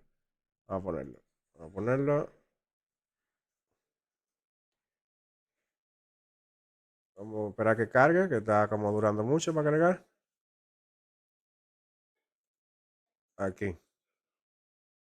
Ah, dice que hay que suscribirse. Pero nada, yo lo vi. Están igualitos, Javier. Los gráficos están iguales. No cambiaron nada. No cambiaron nada de los gráficos. Están iguales. Incluso el que ni siquiera pusieron servidores para que ellos jugaran en ping. Porque el que yo vi, que ese que iba a enseñar, que estaba jugando Warzone Mobile, estaba lagueando cuando estaba jugando. Our gameplay, our classic zombies gameplay and mechanics, and putting them on the big map and all of the experiences that offer. No sé si se puede quitar, pero me sale en el medio del último mensaje aquí. Déjame ver cómo yo quito eso. Básicamente, si yo le doy aquí el corazón ahí, no sé ni qué pasa. Yo le di a un corazón ahí que está ahí en el medio. Déjame ver si puedo quitarlo. Que me tapa siempre el último mensaje. Kind of what led you guys to design, you know, Modern Warfare Zombies the way ¿Será you eso? did in this big new way? Sí, ya lo quité. Porque siempre me tapaba el último mensaje ese. Which in is the saying past, something. we had pure, like pure Yes, PvE. pure PvE, no PvP. Ya lo quité, ya lo quité. And there's, you know, we usually have 4 players. You know, Safe it is is relative. shooting zombies at the end of the day. Yeah. But then you mentioned like the way that the game is played, the open world. But how do the players like interact with one another in that world? Because and also like, you know, I like running solo from time to time. Is that also something that's possible as well? Absolutely. So it's 24 players total. You can go in solo. You can Van a haber 24 jugadores en los zombies. that you're all on the same team trying to Puedes entrar solo, pero los 24 jugadores son un equipo. decision in that moment to like combine and form a super squad. So you can form a super team. Yes. Like in-game form a super team. Yeah. Oh, that's cool. And that's 8 squads of 3. You can group up together. You can go lone wolf it. I don't know if I'd recommend that, guys, from what I've seen. Experienced players. If you want a challenge, you can go in solo, but it is a lot of fun to grab some friends, form those super squads. Yeah. And again, the map is massive. There's zombies everywhere. There's 24 equipos de gente en los zombies y pueden juntarse como en DMZ, pero también te pueden matar. La gente también te puede matar, entonces va a ser interesante. Va a ser muy interesante, va a ser como el DMZ. And more importantly, we saw someone who I didn't think we were going to see. Sí, es lo mismo que está en el DMZ, que se pueden unir los equipos hasta 6. En DMZ se pueden unir hasta 6. Aquí en el zombie creo que dijeron 8. Creo que dijeron 8. Ya esa cinemática la vimos ya. Eso la publicaron hace mucho eso. MW3 the year 2021, and that's really important to the story because in true Treyarch Zombies fashion, we are always jumping eras, jumping moments, and really touching different timelines in interesting ways. Sí, también se pueden matar. Si no están en el mismo equipo, porque son 24 jugadores. 24 jugadores o 24 equipos, porque dijo. 24 equipos. Y se pueden juntar en equipos de 8. 24 equipos de 3 o de 4. Y se pueden juntar en grupos de 8. En equipos. Pero los que no están en equipos se pueden matar uno al otro.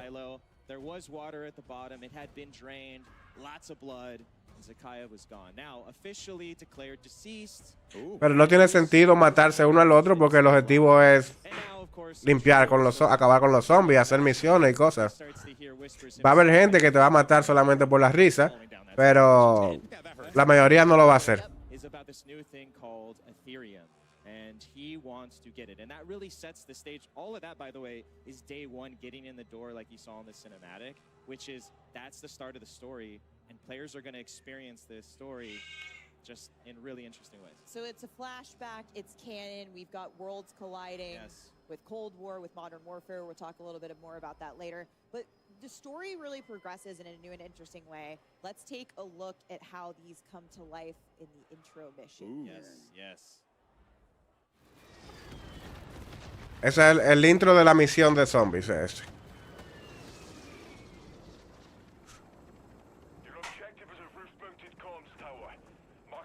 Básicamente aquí comienzan los zombies.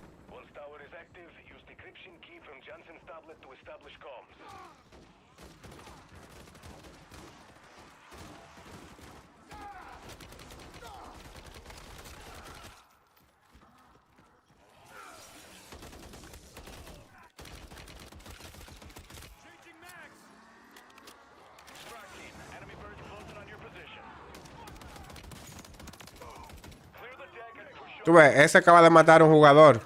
Acaba de matar a un jugador ese.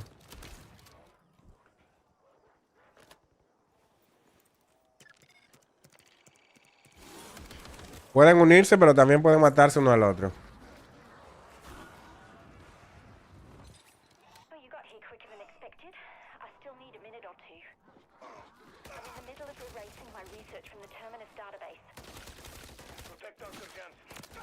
Mira, a eso no, están ahí peleando entre equipos.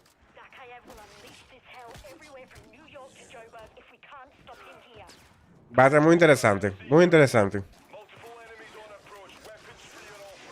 Yo creo que ellos lo tienen los colores apagados a propósito, ¿eh? Porque aquí también en los zombies tienen los colores como apagados. What's really exciting again about this opportunity across the open world is like Kevin was saying, is we want to bring that story to the forefront. These story missions have handlers from the Modern Warfare world, from the Black Ops world, Cold War world that you might see. Some new friends along. Debería de ser difícil, debería de ser difícil. Si es fácil, no tiene sentido. These missions that take you across the big map. Porque los zombies de Black Ops comienzan fáciles, pero mientras más tú vas avanzando, se van poniendo más difíciles y más difíciles y más difíciles. We want you to experience that story. We want you to get into it. But if you're seasoned and you just want to jump in and kill some zombies, yeah, you can free roam and do that and then jump to the story later. We really have embraced that open world sort of feeling across this, and that's really the exciting thing is it kind of pick your poison, that player pacing in that sense. Modern Warfare 3 is about options. Absolutely. Yeah, it's becoming more and more prevalent to me as I'm hearing you guys talk about this like throughout the day. Super awesome and great to see that like the player choice is very prevalent, right? But Zombies has been a mode that's been in the game for such a long time. It's really. It runs side by side, parallel to Call of Duty and its incredible legacy. But there are still players that are going to be new to this, that are coming into this with a fresh set of eyes for the first time. El zombie así un poquito oscuro se ve bien, mejor que el multiplayer, pero creo que podrían darle un poquito de color por lo menos a los edificios, un poquito. No tiene que ser todo gris. Mira el mapa nuevo. El mapa nuevo, ese es el mapa de zombies, todo eso va a ser zombies.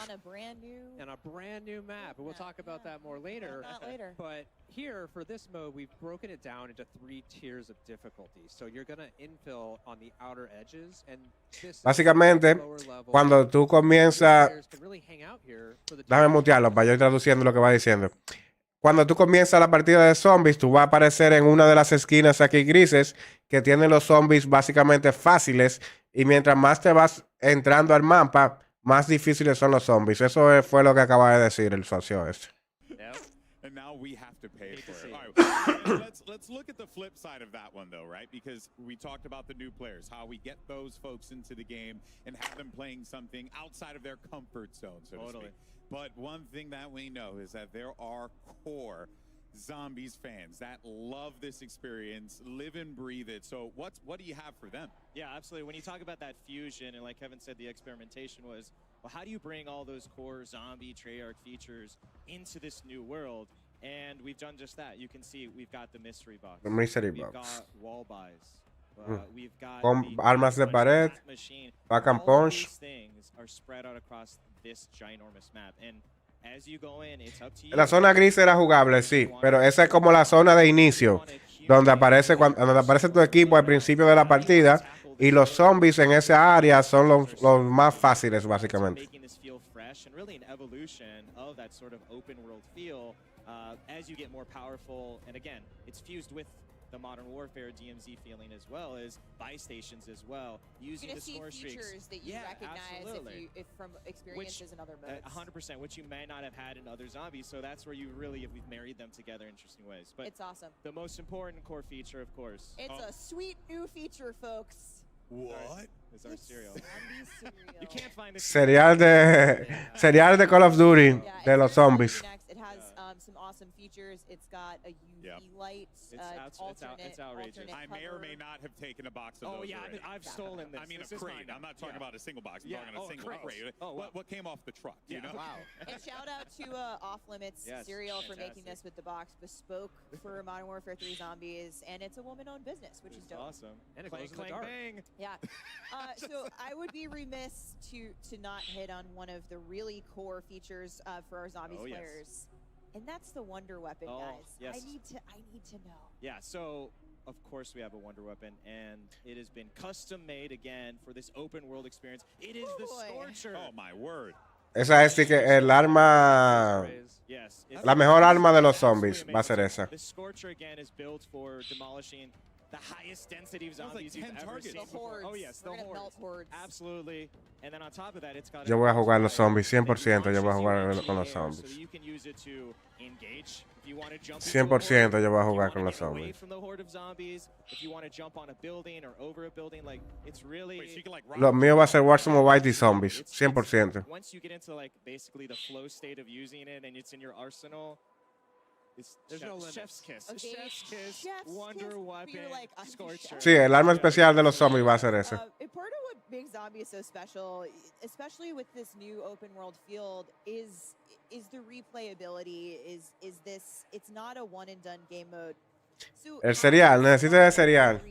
Zombies gonna push that forward and take the next step in terms of what keeps players coming back for more every time. Poner en posición de juego aquí para descansar un poquito. Replayable mode is an extraction exfil mode, right? So you're trying to get deeper and deeper into the map, and at first you're not going to be that successful. You're going to have to play a lot over and over, gain mastery, try to take things out, make sure you successfully exfil so you can come back in the next time with hit the ground running with the right stuff. Yeah. And when you talked to me, we mentioned it before, we saw Zakayev yeet the vial in the cinematic. That has created the incursion zone, that super hot area we saw a little bit of on the TAC map. Can you talk to me about how, the storm will ¿Qué están haciendo la gente mientras ellos están hablando? What the gameplay, repercussions are going to be for the player there. Yeah, so this thing is in the map, and it's the La source. gente, It's spreading 10 the dark minutitos ages, y nos so vamos a it Warzone, will gente, por always be favor. there in the map. Ah, ellos siguen jugando. Time limit. At 45 10 minutes, minutitos. Siguen jugando multiplayer. completely consumed. Siguen jugando multiplayer y en 10 minutos comienzan con Warzone. Seguimos con zombies por 10 minutos más y después pasamos a Warzone. 1 hour Session. limit. Yeah, 1 hour session. Again, those 24 players. It goes back to getting in, again, player pacing. You want to stay on the outer edges, awesome. You want to challenge yourself, go into medium and high threat. But the Ether Storm waits for no one, and it will come, and it will make the zombies harder. Yeah. And that's part of the challenge and fun is, are we going into the storm to cleanse it? Yeah. Are we avoiding it? What are we going to Are we find in getting the there? hell out of What's the Dodge? Básicamente eso mismo, mientras va llegando You get into a lot of fun. va a haber como una zona, una tormenta, que mientras más usted adentra en la tormenta, los zombies se hacen más difíciles, que está bueno eso. ¿Qué se está jugando multi? Yo creo que todos están jugando multi ahora mismo. Collecting the right things Déjame that we ver. need to have a successful infill. But one of the most exciting things about that is how weapons will carry over from match to match. Yeah, so if you're familiar with DMZ, Sí, sí, todos siguen en so multi. anything you're finding in the match, you can take out, bring it with you. We have- Item persistence. Yes, Yeah. we have insurance. Bueno, ahora le tiraron una actualización, supongo que para meterle el Warzone. Zombies upgraded, so Están reiniciando ahora. past, you've had to do all that just in game. Están reiniciando para meterle el Warzone, me All parece. of those things have Están toditos reiniciando ahora. formed into a consumable version called acquisition. So things like Pack-a-Punch, Dame un segundo, déjame ir al baño otra vez. wonder weapons. Yeah. All of those things you can find in the match, and you can decide to use them then, or you can take them out and just start the next match, load up, pack a Infill punch, hot. drink Yes. 4 perks immediately, and now you're good to go. Like you're going all the way into the high threat. Straight into the red zone, juiced up on perks, right? Yeah. Already got your Quite a weapon. difference, Yeah. right? Oh, yeah. But what was the I guess like inspiration? Was it just, hey, let's just try something creative, different, fun, do what Zombies has always done and push the bar?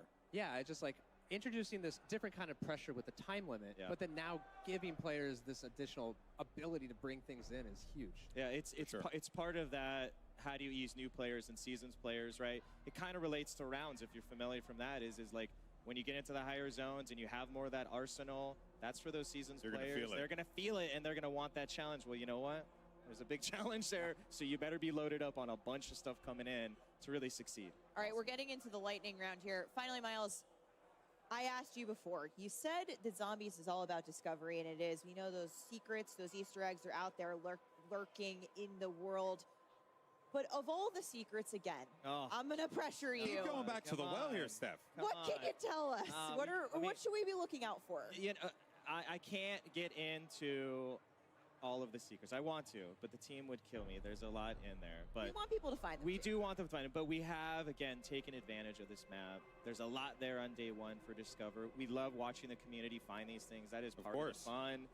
So we don't want to spoil any of it, but there's a lot in there, and we're already planning some fun stuff to come later as well. Well, So look, more coming. You're not getting it More out of coming us. You know in the what? live Steph seasons. might be trying to dig deep. I will never do that. Ever in a million years. But what can you guys tell me about the monsters?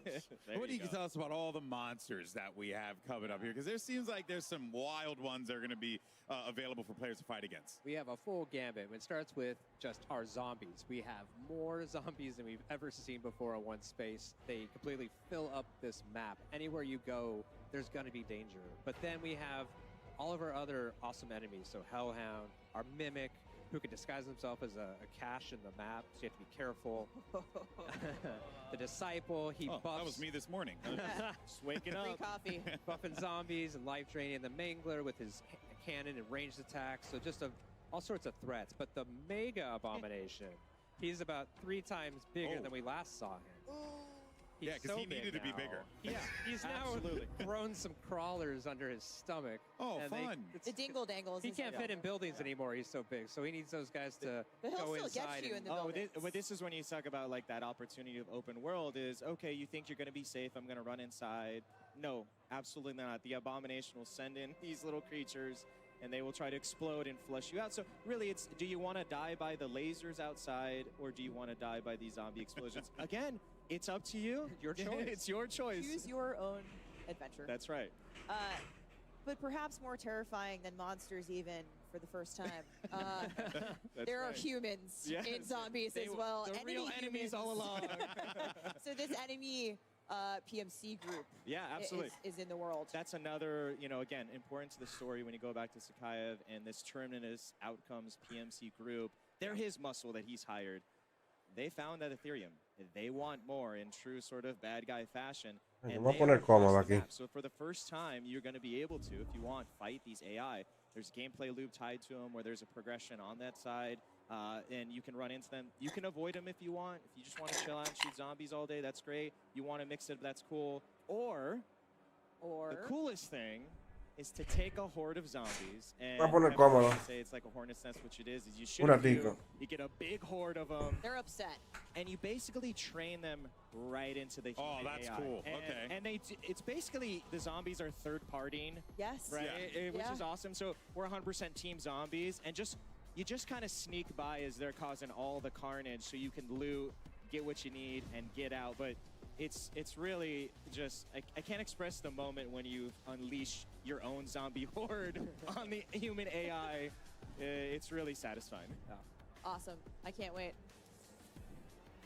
Well, you So- guys saw it after the Zombies trailer earlier, but in a couple of minutes, Lottie's going to give you all the details on the Soul Harvester weapon blueprint. Stay tuned.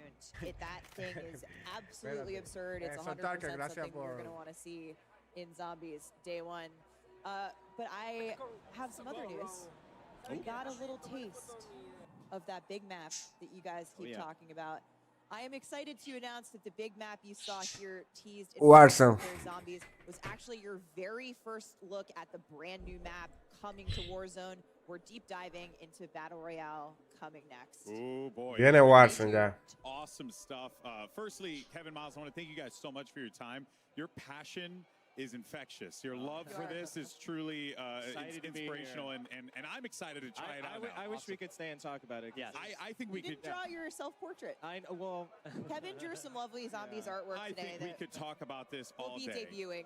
It's going to be awesome. I'm sure everyone's so Thanks for excited to having jump into Zombies. Yeah, and thank you guys so much for sharing that love for this. And that, of course, wraps up our Modern Warfare Zombies portion of this show here. But next up, it's Warzone with live Warzone gameplay and new map details are going to be coming your way. But first, a quick word from our sponsors. Otro kit with word from the sponsor. Brought to you by HyperX, the official peripheral partner of Call of Duty. We're all gamers. Play like a pro on the big screen with TCL Q-Class QLED TVs, up to 98 inches. Movement, the official timekeeper of Modern Warfare 3. Go to mvmt.com/COD to see the limited edition watch collab. Backbone, level up your play with Backbone and Call of Duty Warzone Mobile. And Lovesack. Lovesack Stealth Tech is a proud partner of Call of Duty Next, bringing unparalleled immersive surround sound to your at-home gaming experience. Ladies and gentlemen, mesdames, messieurs, welcome back to Call of Duty Next. Zombies! Where do we even start? Oh my god! I mean, it's what? We've got the spiritual successor to Outbreak from Cold War. We've got everything we know and love about zombies, and a big old look at what they called the big map. Did you notice at home when you saw that screen grab? Oh, that's a big map. That's the sort of map I could see 100-something players jumping into and fighting into the very last man or woman standing. Guys, zombies, let's get into it. The ray gun on desk right now obviously is very, very appropriate. It looks sick. It looks fun. I mean, I cannot wait, frankly. I think the big thing is that it's almost like a gateway for others who have never played zombies before. It's Warzone type of style. You have also ether, waves of ether coming in that make your life a lot harder, as if zombies wasn't hard enough. But just, there is something for everybody in this zombies game. It's so fun. I actually, could see a couple of the pro players in the CDL reacting to zombies and being like, hold on a second, are we gonna play? Our good buddy Simp is already tweeting about it, saying zombies look sick. It does look sick, Simp. You're absolutely right. But Ali, I mean, this is like, we're gonna pull up as a squad. We're gonna have our own whip. All of our skins are involved. We can enjoy the cinematic story moments, and then we can get absolutely into the action and play around with the zombies. Absolutely, Miles. I know that you're gonna be on the outskirts for a hot minute. Don't worry. Yeah, don't worry. Slow. Yeah, don't worry. Me and Ant will take all of the really difficult hordes as we head towards the center. It kind of gives me, because I played a lot of Outbreak, so I am kind of curious as to, like, they talk about the 3 different levels. Like, how serious are we talking about the jump between those levels? You know what I'm saying? So I'm really excited to jump in. Well, what I found like really interesting was the way that you can exfil with weapons and bring them back later on, right? Because like we can have strategies like you can get all the perks, I'll get a crazy weapon, Ali gets another crazy weapon, and then we come back in and instantly go to the hot zone. So Zombies looks amazing, man, and those monsters were terrifying. We heard the devs so passionate talking about how insane the zombies are going to be in this game, and that's what I get most excited about. I just want to see that whole horde come towards me. I want to have that crazy scorcher, light them all up, and get to the action right away. But they have those layers for everybody. If you're new to Zombies, you can just stay on the outside, loot up, and take your time. So a bunch of different elements to this year's Zombies, and I'm super excited to get in there. Certainly are tons of elements to be excited for, and we're also so excited to announce the Soul Harvester Tracer Weapon Blueprint for the Modern Warfare 3 Vault Edition. This gun is stunning. It will be available starting October 17th in Modern Warfare 2 and Warzone to anyone who pre-orders the Vault Edition, and comes to Modern Warfare 3 on launch day, November 10th, folks. Make sure that's in your calendars. You're going to want to run this blueprint, I promise you, when the Haunting launches, because in addition to the tracers and custom death effects, it will help you collect souls faster in a special upcoming event. Stay tuned. And you can turn those souls in for rewards as well. So when Modern Warfare launches, the blueprint is going to come with the dead wire ammo mod that lets you electrify undead hordes. You mean to tell me there is an actual weapon that can fetch me their souls? I just wanted to get it out on broadcast. Sorry, guys. It in, didn't he? Plenty, though. Still coming up later today. COD Next doesn't finish just yet. We've got a day of Call of Duty action ahead of us, ladies and gentlemen. Immediately following Next, we will be Code Bowl 4, presented by USAA. Join the top Call of Duty streamers and military esports teams as they compete for the coveted Code Bowl trophy, which has actually been in space, funny enough. 100% of the net proceeds from today's tournament will go toward placing more veterans into high-quality jobs. Now, we have a lot of Call of Duty fans. We've actually got a short message from someone who wants to say a very, very quick hello to all of you. Música, muteado. Peso Pluma. Se viene algo chingón. Peso Pluma, que se viene algo chingón, dice.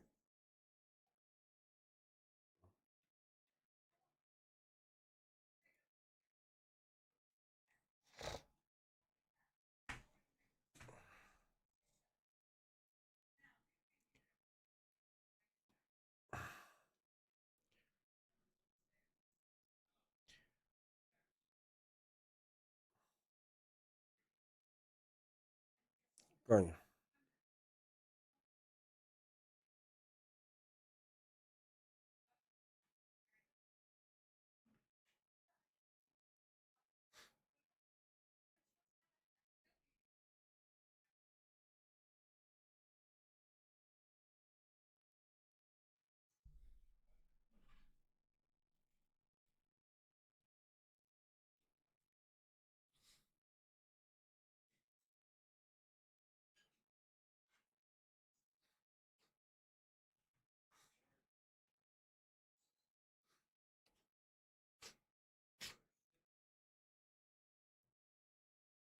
Next hour to enter for a chance to win, you need to submit a tweet using the hashtags #CodNext and #TCLXCOD sweepstakes. Dejen de dar anuncios, señores, y vamos arriba, vamos a gameplay. Power Hour, a winner will be randomly selected from all eligible entries received for a total of up to 9 winners, folks. We'll be keeping you guys updated on completed challenges as we see them come in, but we also do ask that you help us out as well. So take a screenshot of a challenge being completed and tweet them to #CodNext and #TCLXCod sweepstakes. Well, with that, very, very excited. But with that, our time has come. We're now going to hear a quick word from our sponsors, and then it's back over to Golden Boy and Stephanie with a very, very special guest from Raven. And then it's time for Warzone. Don't go too far. Call of Duty Next, brought to you by Little Caesars. Más anuncios. Call of Duty Next. Oye, le han metido anuncios. Nvidia GeForce. Level up your Modern Warfare 3 PC experience with performance multiplying DLSS 3 and latency reducing reflex. Herman Miller Embody gaming chairs are being used at today's event. Check out Herman Miller Gaming's entire portfolio. Le están metiendo at anuncios. hermanmiller.com/gaming. And Elgato, a proud partner of Call of Duty Next.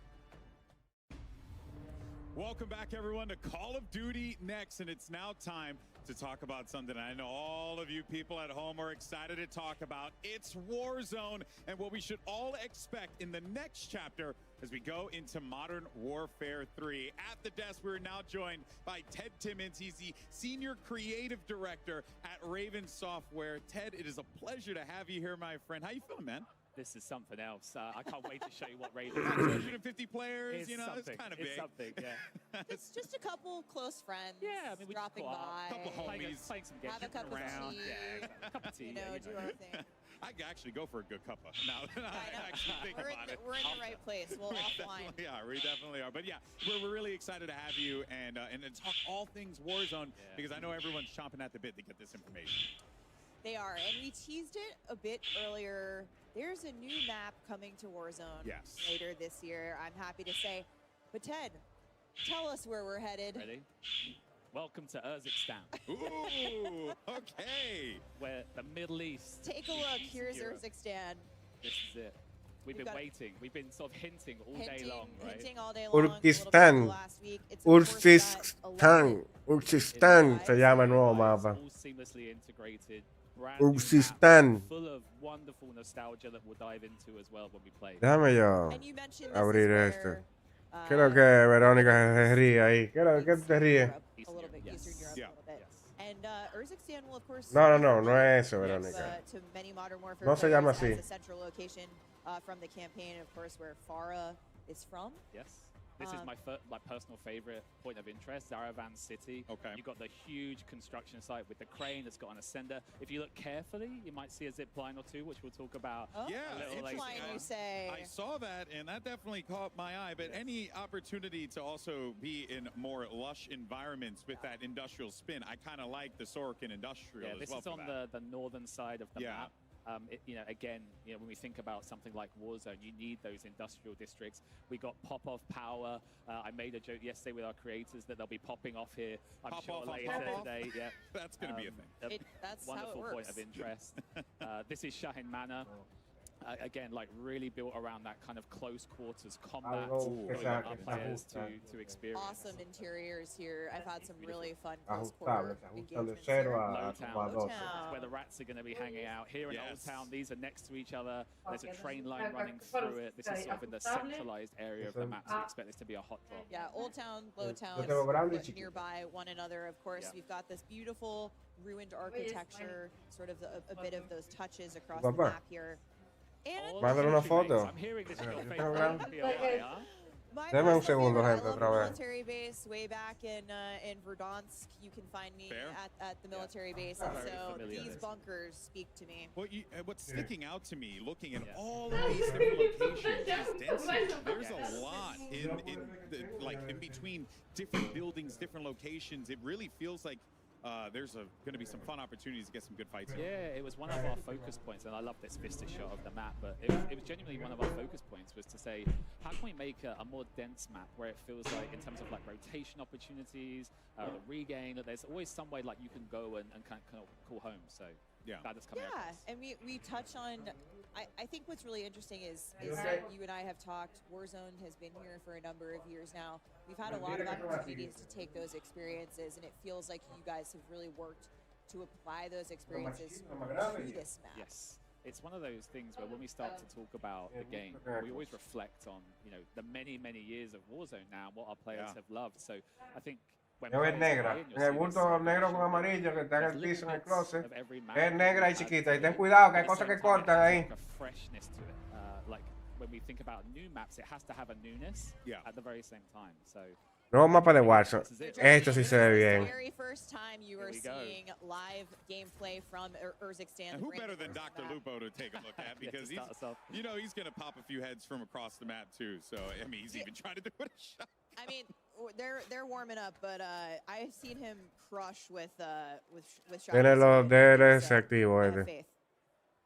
Always does. This is actually quite exciting to check out here, especially that, you know, we got ourselves a little bit of a fight happening here. So I think Lupo does manage to get the better, and just again, it feels so fluid. And I think one of the points that is really sticking to me here is also just on that movement front as well, right? Yeah, it was very important to us. Yeah. So. Yeah, and so tell us, Ted, Warzone shares the same foundations of Modern Warfare 3. Raven worked really closely with Sledgehammer to make sure all of those gameplay features that we covered in multiplayer earlier today are aligned with Battle Royale. Can you take us through that a little bit? Yeah, as you mentioned, we've been working with Sledgehammer all year. They've been a great partner, because we know when we make something like a big Battle Royale map, we need that movement to feel fluid. We need the traversal mechanics, the mantling. Everything needs to work well and seamlessly. Yeah, and it again, it's the classic Call of Duty feel, right? You're obviously going to be getting that here, but to see that I guess would the word be parody? I guess I'm thinking of just basically seeing how continuity. Continuity is a way better word. It's experience with synergy across all of the modes. Yeah, synergy. I love it. I love that. I love that we managed to fit synergy. And at the same time, you know, we saw earlier on from Greg and the team that Parece que quitaron las mochilas, que no puede llevar más de un. Not only is there a synergy with movement, there's also a synergy with No puede llevar más de un ataque. Awesome for you as well, having been involved in Warzone for so long, and the amount of love. Sí, se lo tragó, sí. Puede llevarle la mochila. Game, like the experience is going to be the same, so try it out, right? The water's warm. Yeah, move around. You know, we saw zombies, we saw, you know, now with Warzone, we really want our players to move between all these different experiences. This is one of my favorite weapons that I can pick up in the map right now. I love the scope on it. Yeah. I hope Dr. Lupo likes it as much as I let's do. see. I mean, I expect a lot of people to use this today. Oh, they're up in the crane. They're in the crane. Let's go. Okay, so Ted, the crane has a vertical ascender for you to get all the way up there. Oh, because it's such a good redeploy mechanic. You can literally use the map to redeploy. You know, you can go up to the crane and jump off and go to wherever you need to go. So he's just equipped a Guardian. Yes. Guardian, we talked a little about in MP. I said I'd talk about it more in Battle Royale, because I think this is something we're going to see a lot of today. This is a new kill streak. Can you tell us a little bit more about how it's going to play out in VR? It's I mean, I don't want to critique that gameplay there, but maybe, just maybe, if he put it down, that could have been the area of denial that he actually needed to win that encounter. So it's very much about, if you're being pushed or if you want to defend an area, get that Guardian down to keep you safe effectively. Yeah, so again, it's not eliminating any players, but it's that stun effect that it's having on players. Look at where he is now. The gulag. and is that a fully kitted out gun as well? Nuevo gulag de Warzone? Actually, just I think it's normal layout. Okay, yeah. I see that. But what's interesting about the gulag is we've gone back to this 3-lane experience that we had. So this is the brand new gulag, simplified. It's 3 lanes. He'll be kicking himself But out it's got a little treat in the middle there that we didn't see. We might see it later. Can you tell us what we can expect? So with this group of players, they are so good at this game. So we'll have to see if the gulag lasts that length of time. But for anyone at home, in previous Warzones, we've had a capture point, which was the overtime mechanic. But this time around, it's an ascender, and a rope drops down from above, and you can ascend and get out. So it's kind of like, you know, I'm a big pro wrestling guy, so it's kind of like escaping Hell in a Cell or something like that, right? That may have been some of the inspiration. Okay, I'm all about that, baby. That makes me very, very, very happy.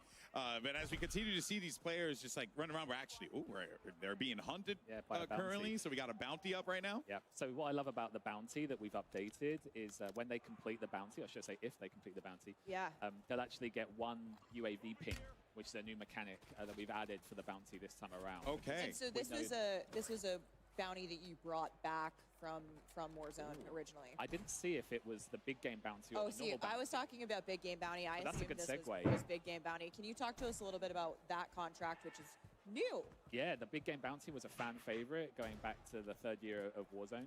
And it's something that this group in particular, like the really high skilled player, I don't know why they love it, because it effectively marks the highest killed player in the game. But it's great for content. It's got a great reward with the advanced UAV. So yeah, really happy. We want to be bring it back. recognized for our hard work in game. Oh, 100%. You know? I mean, I'm never going to get marked, so I'm cool. Like, I love the contract. I'm Same safe. here. I'm good. safe. Yeah. I'm vibing, baby. It marks the player with the most kills. Most kills in the match, yeah. Oh, that's awesome. And if you complete it, you get that advanced The UAV. advanced UAV, which Yeah, is super which powerful, which is great awesome. for the end game. Yeah. Actually, now, as the game continues to play out here, and our competitors kind of get the lay of the land, I find it to be really refreshing for these players that, you know, they were just toiling around in Modern Warfare 2 maps, you know, old Modern Warfare 2 maps, but now they're going into something fresh and new. Is that like an objective for you guys with this map, to make it feel just fresh, to make it feel like you're jumping into this with a new pair of eyes? So whenever we think about a map, you have to think about both the map and the gameplay. Like they're so intrinsically linked. So hopefully a little bit later on, we'll see some of the gameplay that we kind of hinted at. I saw the team beforehand hinted at the drivable train. Haven't yet seen if a team landed on that. But that's the newness, you know, it's the new map plus the new gameplay, and those things combined will yield today's experience that everyone's playing. Yeah, and also feels like a lot of quality of life features, right? And also some great gameplay features that have been introduced into this that I'm also looking forward to, because traversal, the big thing in BRs, you got to be able to rotate effectively. If not, you're going to get wiped out to the circle. Seeing one right here, And actually. I see a zip line off in the distance. Huh? We're going to get a better look at them Even here. better. This is the crane we were talking about earlier. Yeah. So that's the vertical. So you can go up. Yep. Okay. But for the first time, in You can addition to redeploy. going up. Redeploy drones. As soon Oh, as the that's map cool. launches. We're bringing those across from Al Mazrah. But then, here's the Nice. The new. I was going to ask when we were going to get horizontal zip lines. Yeah, so I mean, we were so happy to bring these into the map. It really fits the POIs and the layout of the land. Yeah. But also, you know, this group here, they're going to use them to push another team. Oh, yeah. Whereas for a lot of our players, they might use it to move Evade. away or evade Yeah. a team. So it's got dual purpose. I'm sure we'll have encounters where they meet each other. On the zip What happens when two players on a they zip go, line? They go past. They go past each other? Okay. But you can use your AR. So. But I mean, like, you should shoot. Yeah. You could duel like an old British right. horse. You can do like 10 paces, turn around, zip, and then just go and try and see if you can It's take content. each other out. It's content. No, that is Awesome, really though, cool. especially over. It's closer in size to Caldera, a little bit smaller than Slightly Al Mazrah, smaller than Al Mazrah. but it's more dense. So it should Yes. feel like, in terms of land space and mass, it should still feel very familiar. And so when you say dense, we mean to less open Less open spaces, more between packed. Yeah. points of interest, of Yeah. course. And I'm even seeing it here. Like, there are some wide open spots where snipers can have a great time, but there's so much like urban, dense environments. Yeah. Hey, has there been some like really cool play tests where everyone's just like scrapping it out in these like wild locations, close quarters? Like I mentioned, you know, when we look at Low Town and Old Town, they're kind of like the rattier places. But, you know, again, we'll talk about some of those gameplay mechanics that we've added to improve that. It's it has the train line that runs straight through it. Okay. So you'll be in Low Town, maybe just like getting into it with another team, and then another team just comes steaming through, rolls up. literally on the train, and potentially pushes the team through the POI. And That is Old Town awesome. and Low Town, of course, are on that central landmass. And here's the train. Speaking of the Speaking train. of the train that stops in Old Town. I Yes, believe. yeah. Ted, tell us about this. I feel like everybody Yep. downstairs is They saw the all over handbrake this. yesterday and were like, wait, what? There's a handbrake on the caboose? So if anyone at home doesn't know, the rear carriage is called a caboose. We've got the UAV tower, the buy station. on If the you train. push- on the UAV train. and buy station on the train. And if you push the driver's carriage, you can go forward, backward, you can stop. Nice. But the nuance that these players will find out today is you're in the driver's carriage, you're driving, happy days, you know, you're the conductor. But if a team jumps on the back and throws that handbrake, you're going to have to go and engage. That's cool. Okay, Or I didn't get know in that. a war switching Yes. on and off. No. Yeah. No, the handbrake controls it. Controls all of it. So that's the so master you have to control. go back and. So there's almost like a decision you have to make of like, well, do I want to put a body over there, have someone defend the handbrake, but then you might be running into a full squad. So there are going to be some decisions players are going to have to make with these with this train. Yeah, we had a great play test where I was on the train with a few others, and the train stopped, and we were like, hang on, we're here. We're all here. We're all here. So that can only mean one thing, yeah. So it's a great like realization moment. Your detective work gets Yes.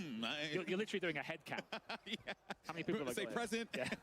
We're seeing some super fluid movement here. We just saw them kind of parachute from building to building. They're on the move. I think they're getting to a buy station up here. Maybe pick up some gear. And Ted, which POI is this? So they're just above Zaravan City, sort of in the lower Old Town area. Again, I love the style and the theme. Like this has that kind of Al Mazrah like feel to it. Yes. And of course, fictionally, in the Great Modern Warfare universe, Urzikstan shares a border with Al Mazrah. It does. Yeah. Okay, I just love how deep into the lore you are. I am a lore head. Yeah, I'm a lore head too, so it makes me very happy to see another fellow lore head here. When I watch these guys behind us, our awesome creators and community making the story, making their content about the storyline and the narrative, I love it. I'm so excited. And Ted, you always say, they're the storytellers, and you guys are providing them those raw materials to create, and I we love refer that. to it as the canvas for them to paint on. It sounds corny, but those are the kind of things that we think about when we think about the types of map and gameplay we want to create. And if you look carefully, I've seen it happen a couple of times already. We have unsuppressed red dots that now show up on the minimap. Okay. Yes, the classic minimap behavior behavior will behave the same way in Modern Warfare 3 multiplayer as it will in Warzone. So that unsuppressed fire, visible. How has that added to the game? When you think of something like a big map BR, Battle Royale, it's really important that you know where engagements are happening. Yes. For a lot of players, it could be they want to avoid that area, or for other players, they want to move. Did we get? Personal favorite, I believe this is the cash gulag. Here we go. Let's have a look. We love the money. Well, let's see how this works out. Let's see if the Ascender comes down. Let's see if they push. Well, they're pushing. I don't know if they're even going to have an opportunity 5 for seconds. it. No. Oh, let's go. That was good. Oh, so very now that we see the stress in her face. She's like, now that we see the gulag, and of course, shout out to Chica for the clutch there. What are some things that we should be expecting for the gulag, because that was different. That was different than what we saw before, Alex. Yeah. In fact, we got some video. Here we go. This is the OG gulag. This is what we're going to be playing most of the time in the 3 lanes. But Ted, for the first time, there might be some other gulags. Yes. So maybe right on cue, we'll see the night vision gulag. Look at that, No way. So this is something that can happen from time to time. It's a chance of it happening. And we have several of these, and I almost don't want to spoil too much. You talked about the cash one. We want to wait to see. But and here's the Ascender that we've already mentioned. That if you can get on it and you can get out, you can be shot on the way up. You can be shot from below. But you can also get off of it and make a play as well. Yeah, make a play. That's cool. Okay. So we've seen some really interesting play tests of. I remember one of our designers shared a clip where the other player had jumped on the Ascender. They also got on underneath, shot them on the way up, eliminated them, and then made it themselves. It's like a little Matrix moment there, you know? You're shooting and down. again, it goes back to the storytellers. We want our players to tell the story here. Yeah, it's Call of Duty moments, right? And we'll wait to see, if we get some of those other gulags that we're talking about. But it's ultimately you bringing the implementation of the public event into the gulag mechanic. We're showing them off here today. It may not be like that at launch because we're still obviously in the Warzone Alpha build, but we've got some exciting stuff planned. And our streamers are dialed in. There was a tone shift when we went into Warzone in the venue. They're having a good time. You could feel the tension where everyone's like, well, here's my opportunity to pop off in front of the world, in front of their creators.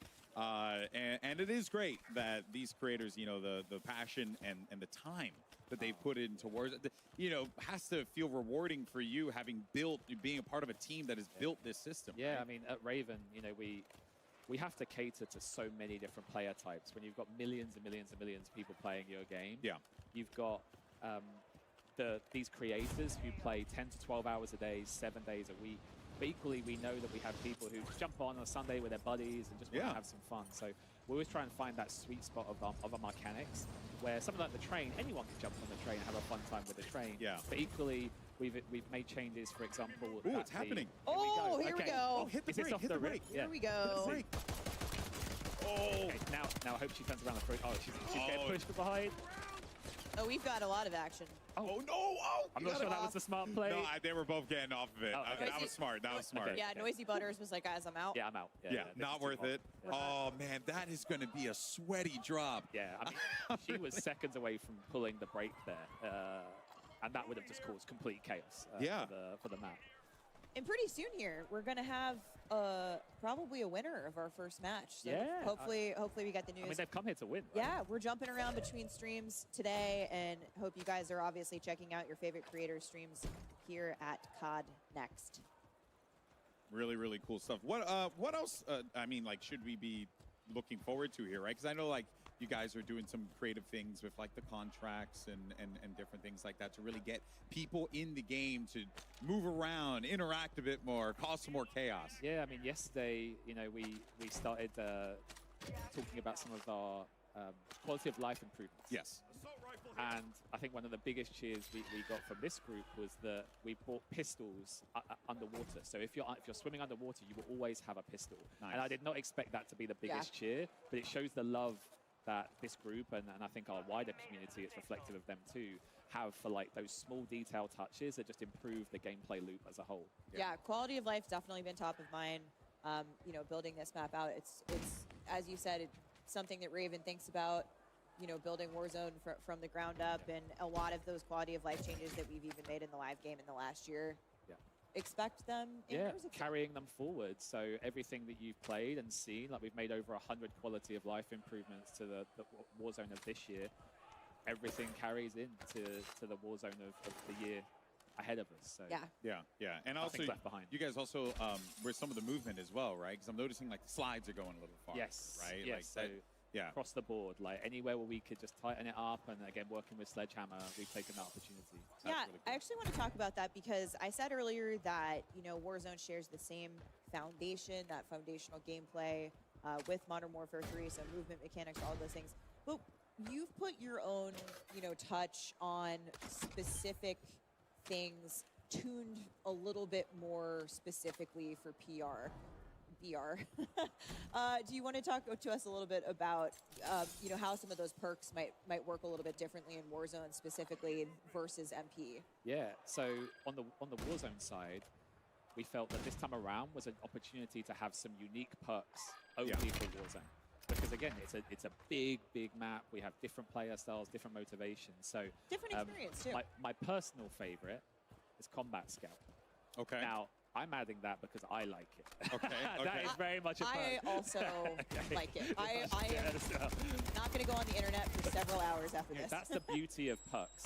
Like the perk there should be variety. There should not be an optimized path. It should be that when you jump into the game, you don't know, you're going to be surprised when people have equipped. I expect some of this group will probably equip Shrouded, which is that when you get downed, you will automatically drop a smoke grenade.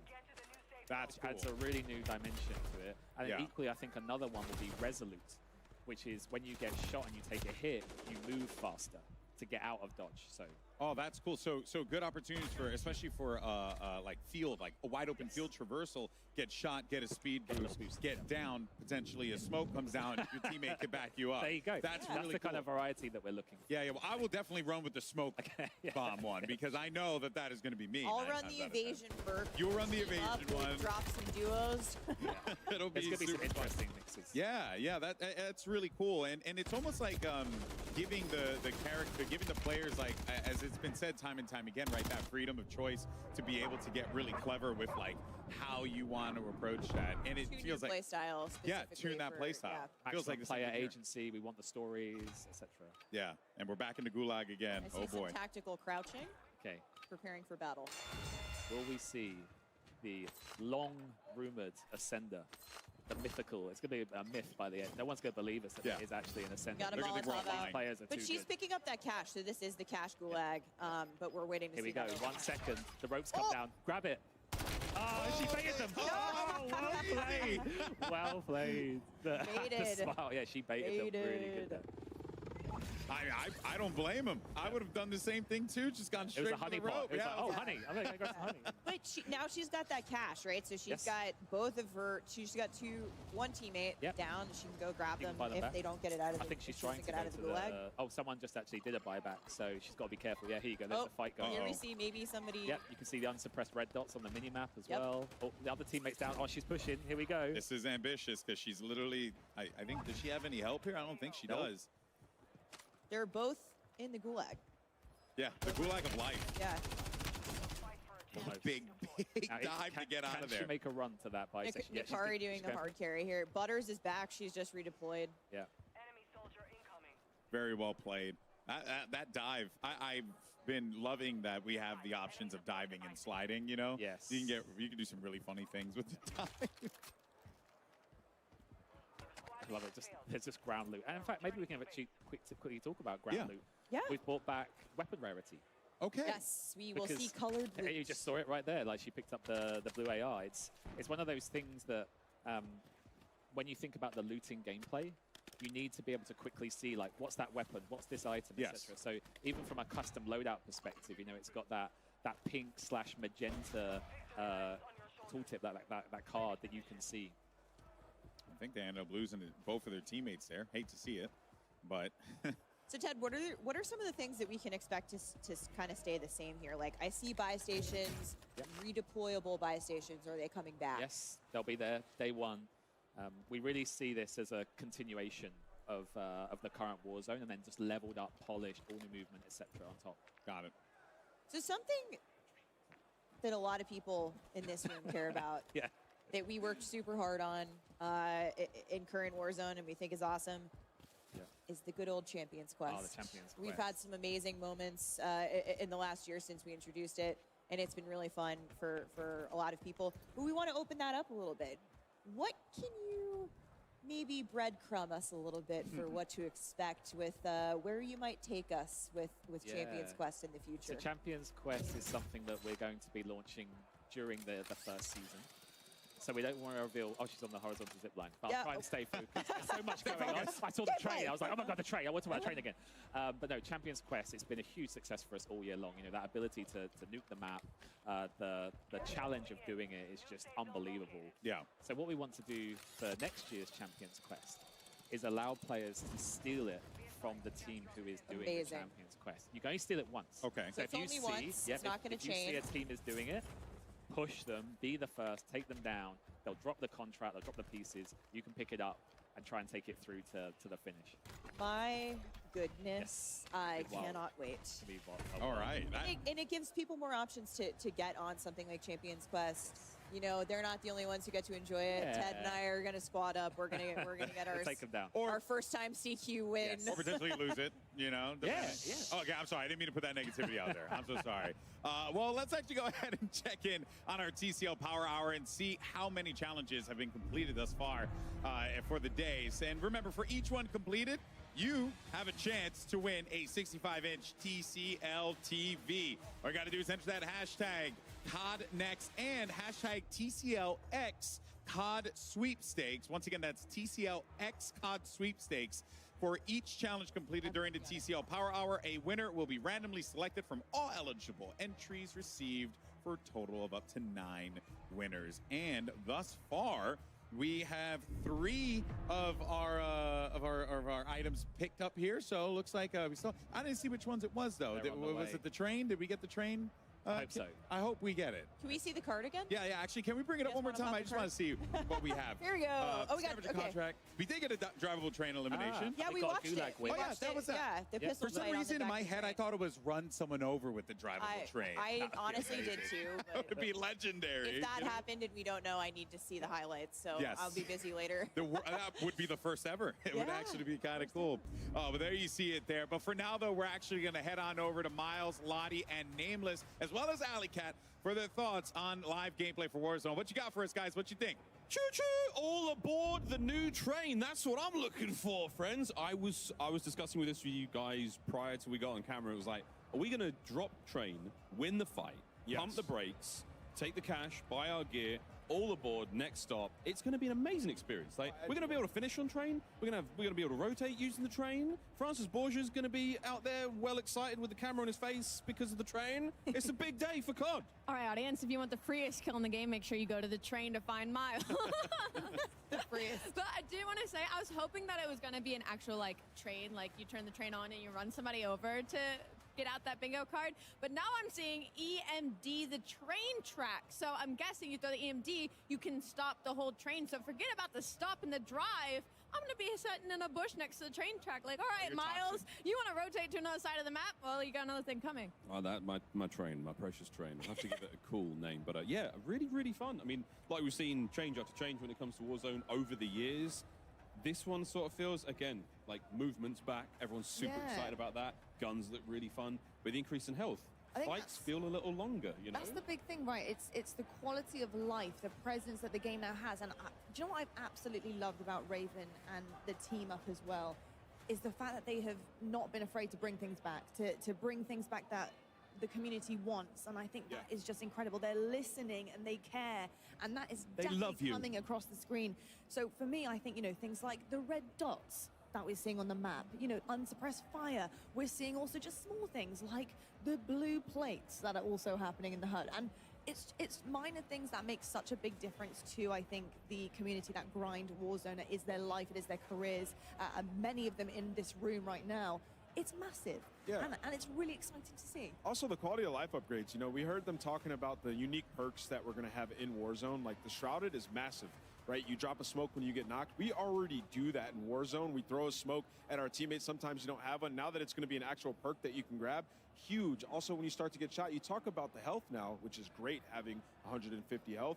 Well, now when you get shot, you move faster. So not only do you have that extra health to survive and evade enemies, you also have the faster movement with MW3 that they're bringing, and a perk that even allows you to get faster, because we know there are some players, come from myself, who's a bit more competitive. You like to get, you know, a little bit more aggressive and get in those 1v4 situations. You have the ability to do that, and it's all up to the player, which is great. There is one more perk which wasn't brought up by Ted, but Irradiated, which has got something to do with how you interact with the gas, but more on that later. Ha ha ha. Like, plenty more cool changes there. I mean, like, el mapa está duro de Warzone.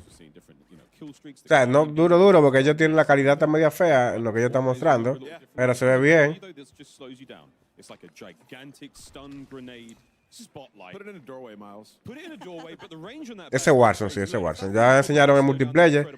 El multiplayer se ve como una mierda, literalmente. Los zombies están durísimos. Los zombies se ven nítidos. Y el Warzone también está bueno, se ve bien. Lo único que está es el slide cancel ese, que a romper control otra vez. Across Warzone right now, and the way that Warzone has been pushed forward, not only in terms of the map, and you know, a lot of people talking about Verdansk and how much they miss it. Ponte ahí podemos hablar y ver lo mismo. Really does kind of give that reminiscence of Verdansk in terms of the way it looks and feels, the openness, to have moments and places. Porque al principio había pila de gente aquí, pero ya la gente se fue, o sea, la gente ha entrado directo por un ratico y se va. Sí, es el mapa nuevo. Sí, sí, se ve bien, el mapa se ve nítido. Una tipa que está jugando ahí. Hay 20.000 gente jugando. A esa ellos le dicen chica. Se llama, yo creo que el nombre de ella en Twitch es chica.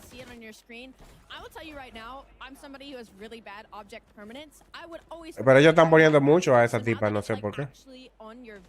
Esa tipa tiene literalmente más de media hora ahí, ellos enseñándola. La partida entera, básicamente. La están enseñando a ella. Ahí cambiaron a Soki, pusieron a Soki ahora. Soki está en el agua. Y ahora, Ghost, cuando tú estás en el agua, automáticamente tiene una pistola.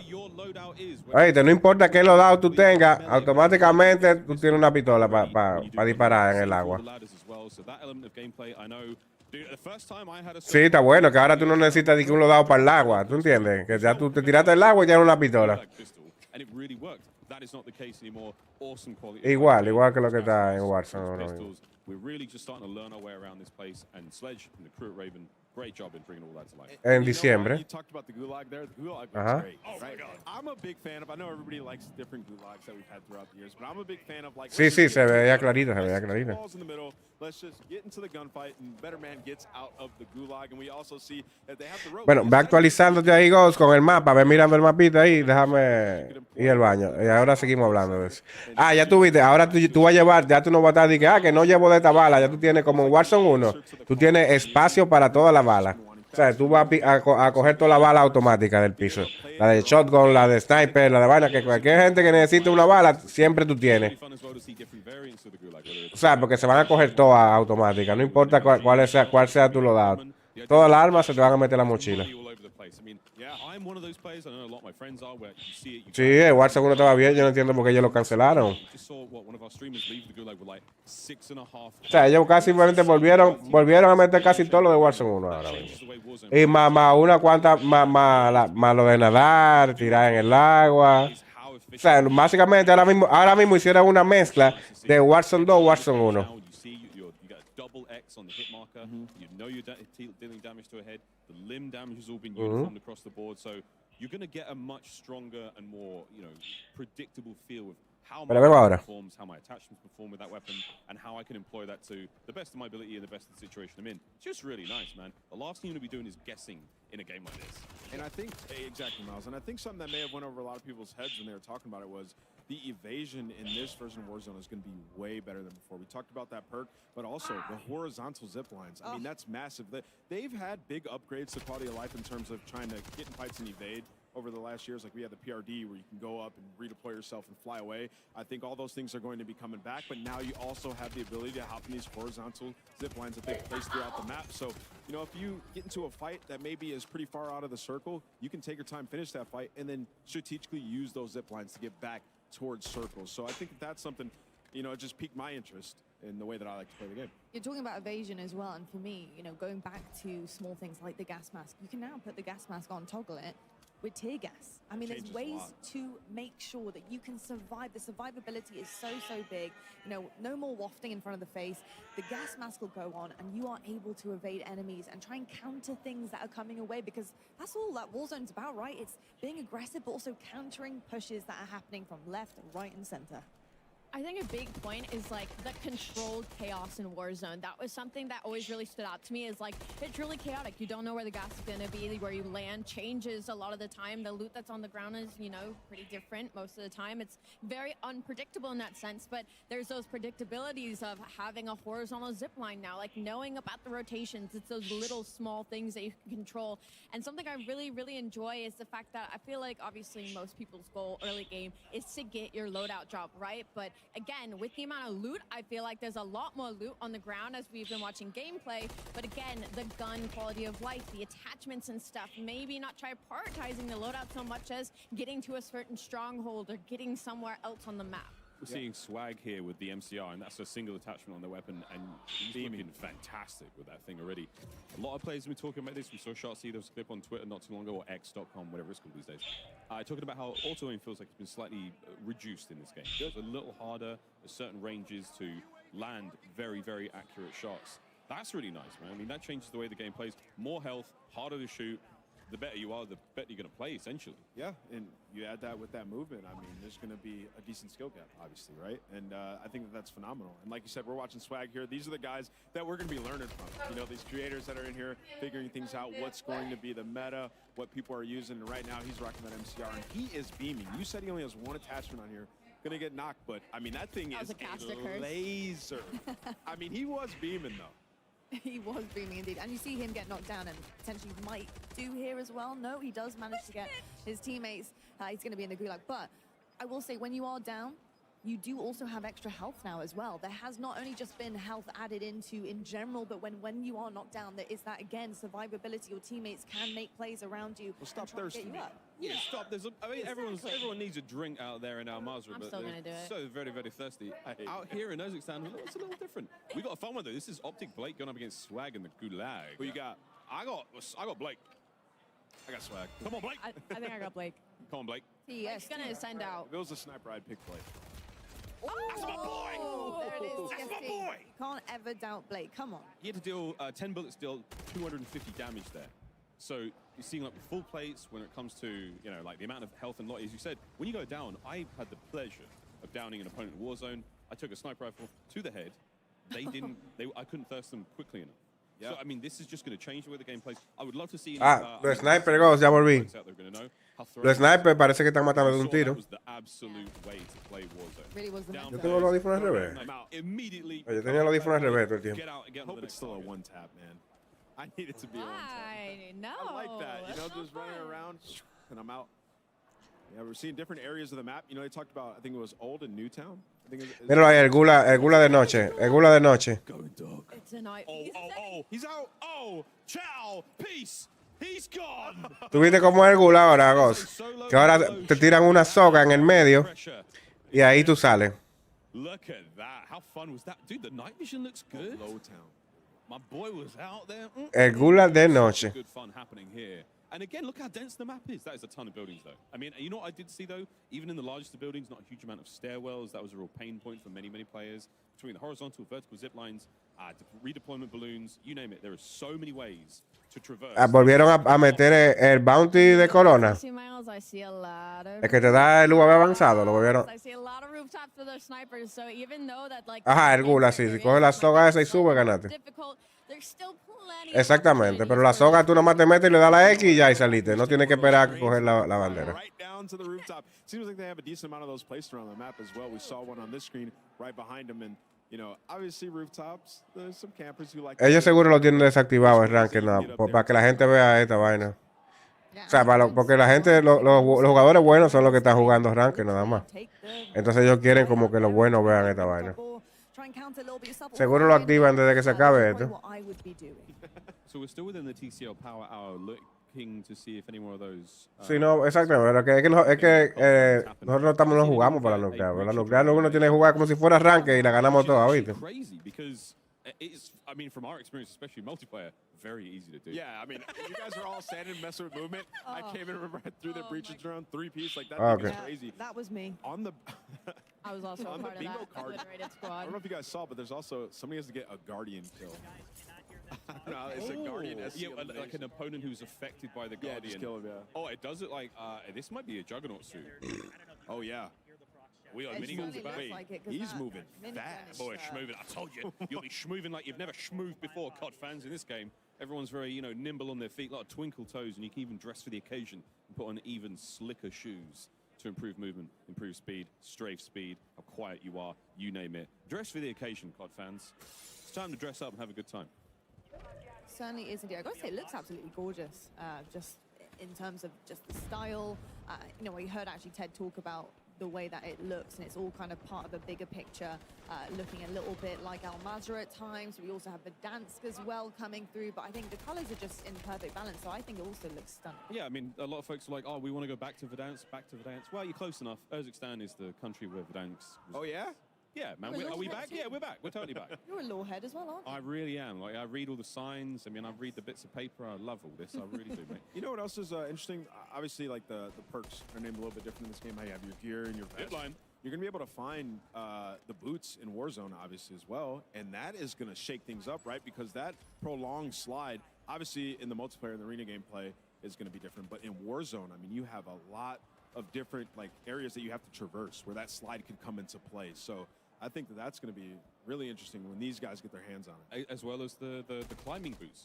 We haven't actually seen too much of that, but what that does essentially is it speeds up your mantle ability, and you really do move crazy. I mean, Peter Parker will be climbing the side of some of those buildings and terrify you, Ali.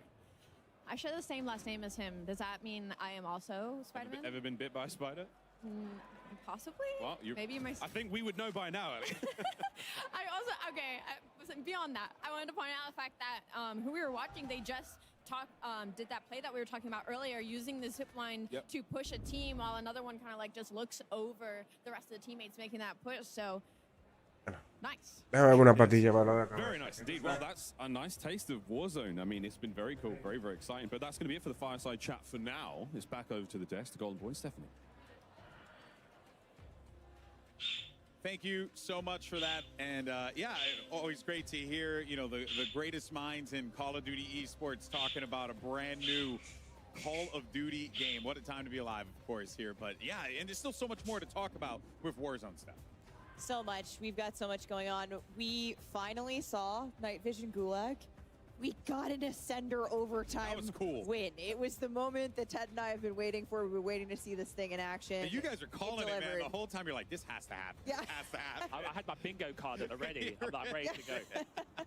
They're too good. We haven't had a chance to get to the overtime mechanic in the Gulag yet. It's wild. It's very exciting.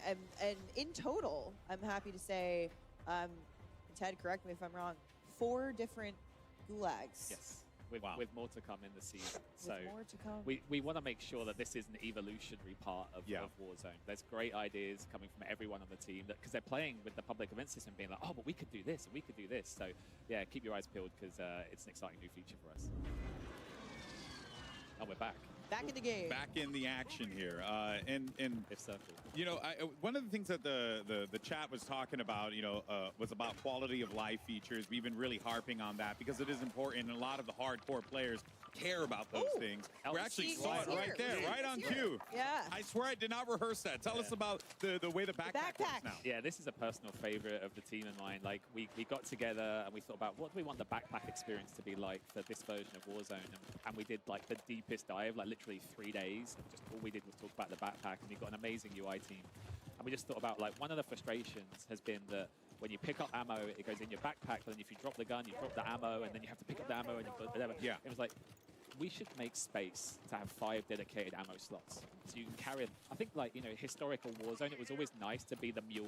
Yeah. And, like, you carry ammo and your buddy goes, hey, you got any sniper ammo? And you're like, oh, sure, I've got some, and you can drop it for them. And, like, we just wanted to bring that back. And You put me out of a job there, man. But we kept, we kept the backpack because for us, the backpack opened up so many new opportunities, like to be able to carry multiple lethals, multiple kill streaks. So it was like, how can we merge everything we've learned from Warzone over the last few years into like one cohesive. And I think a lot of people are going to be very happy about that, just because, you know, I mean, ease of management. You don't want to do the inventory management sometimes when you're in combat. You don't have time to stop, pick up your ammo again, and so I think that the backpack experience, you're definitely going to see that that's been refined. But there's some other really interesting tweaks to the UI as well. We obviously added the squad cache widget in the live game, which I think has been really useful. I'm bad at math. I love it. And we're seeing here too, armor plates back to blue. That's a big one for me. I love that. It's the little things. I think when people get hands-on of this year of Warzone, I hope that they just love like everything, like the whole package that we're bringing for Season 1 and Day 1. Yeah. Speaking of the whole things coming in Season 1, the new package, we're hyped for the new map. Yes. But we also have a lot to offer, all different types of players.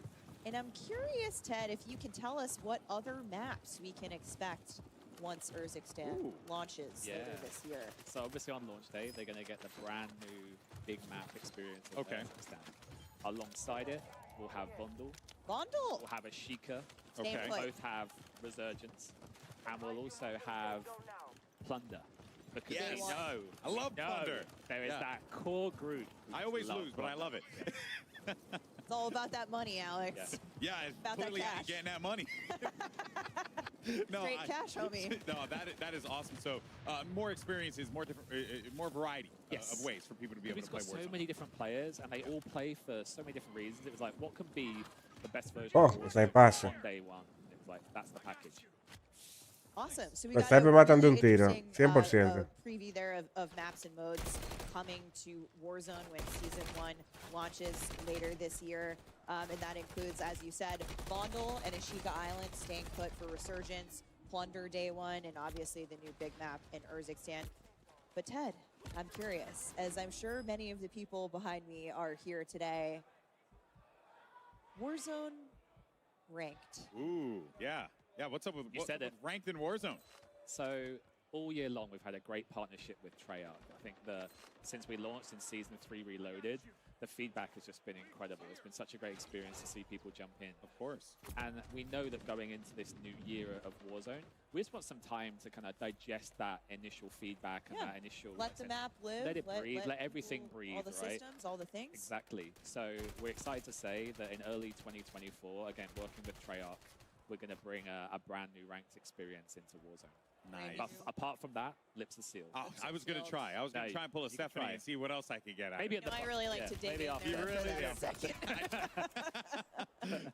I'm sure a lot of people are over the moon about that. Yeah. Yeah, I was actually catching up with TP yesterday, and he was telling me like how much like ranked Warzone has like helped, you know, to like really give him more things to do in the game, right? Because, you know, when you're a competitive guy, you just like to get sweaty and play some ranked games. Like my buddies and I, who I play with back home in the UK, like when we play, it's like just that constant. Let's get to gold. Let's get to plat. Let's get to diamond. Yeah, and like, climb. just push it. I'm And it's for everyone. iridescent, so I don't have to deal with Yeah, that. I'm actually top 250, but Okay, yeah, we got a it's to couple brag, braggers yeah. over here. All right. Me, I'm dying on the train. Bottom you know? 250. You packing all my ammo mule. I'm out here with a couple gods, and I'm just getting finessed out in the streets. Hate to see it.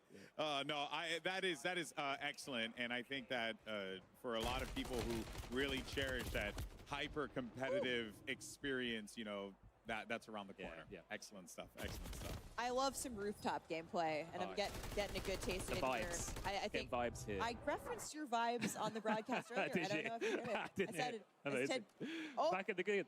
Back in the It's gulag. locked and loaded, I think. Is it locked and loaded? I can't tell. I see one attachment. Okay, it's not locked and loaded. Not locked and loaded. Sad face. It's one of my favorites.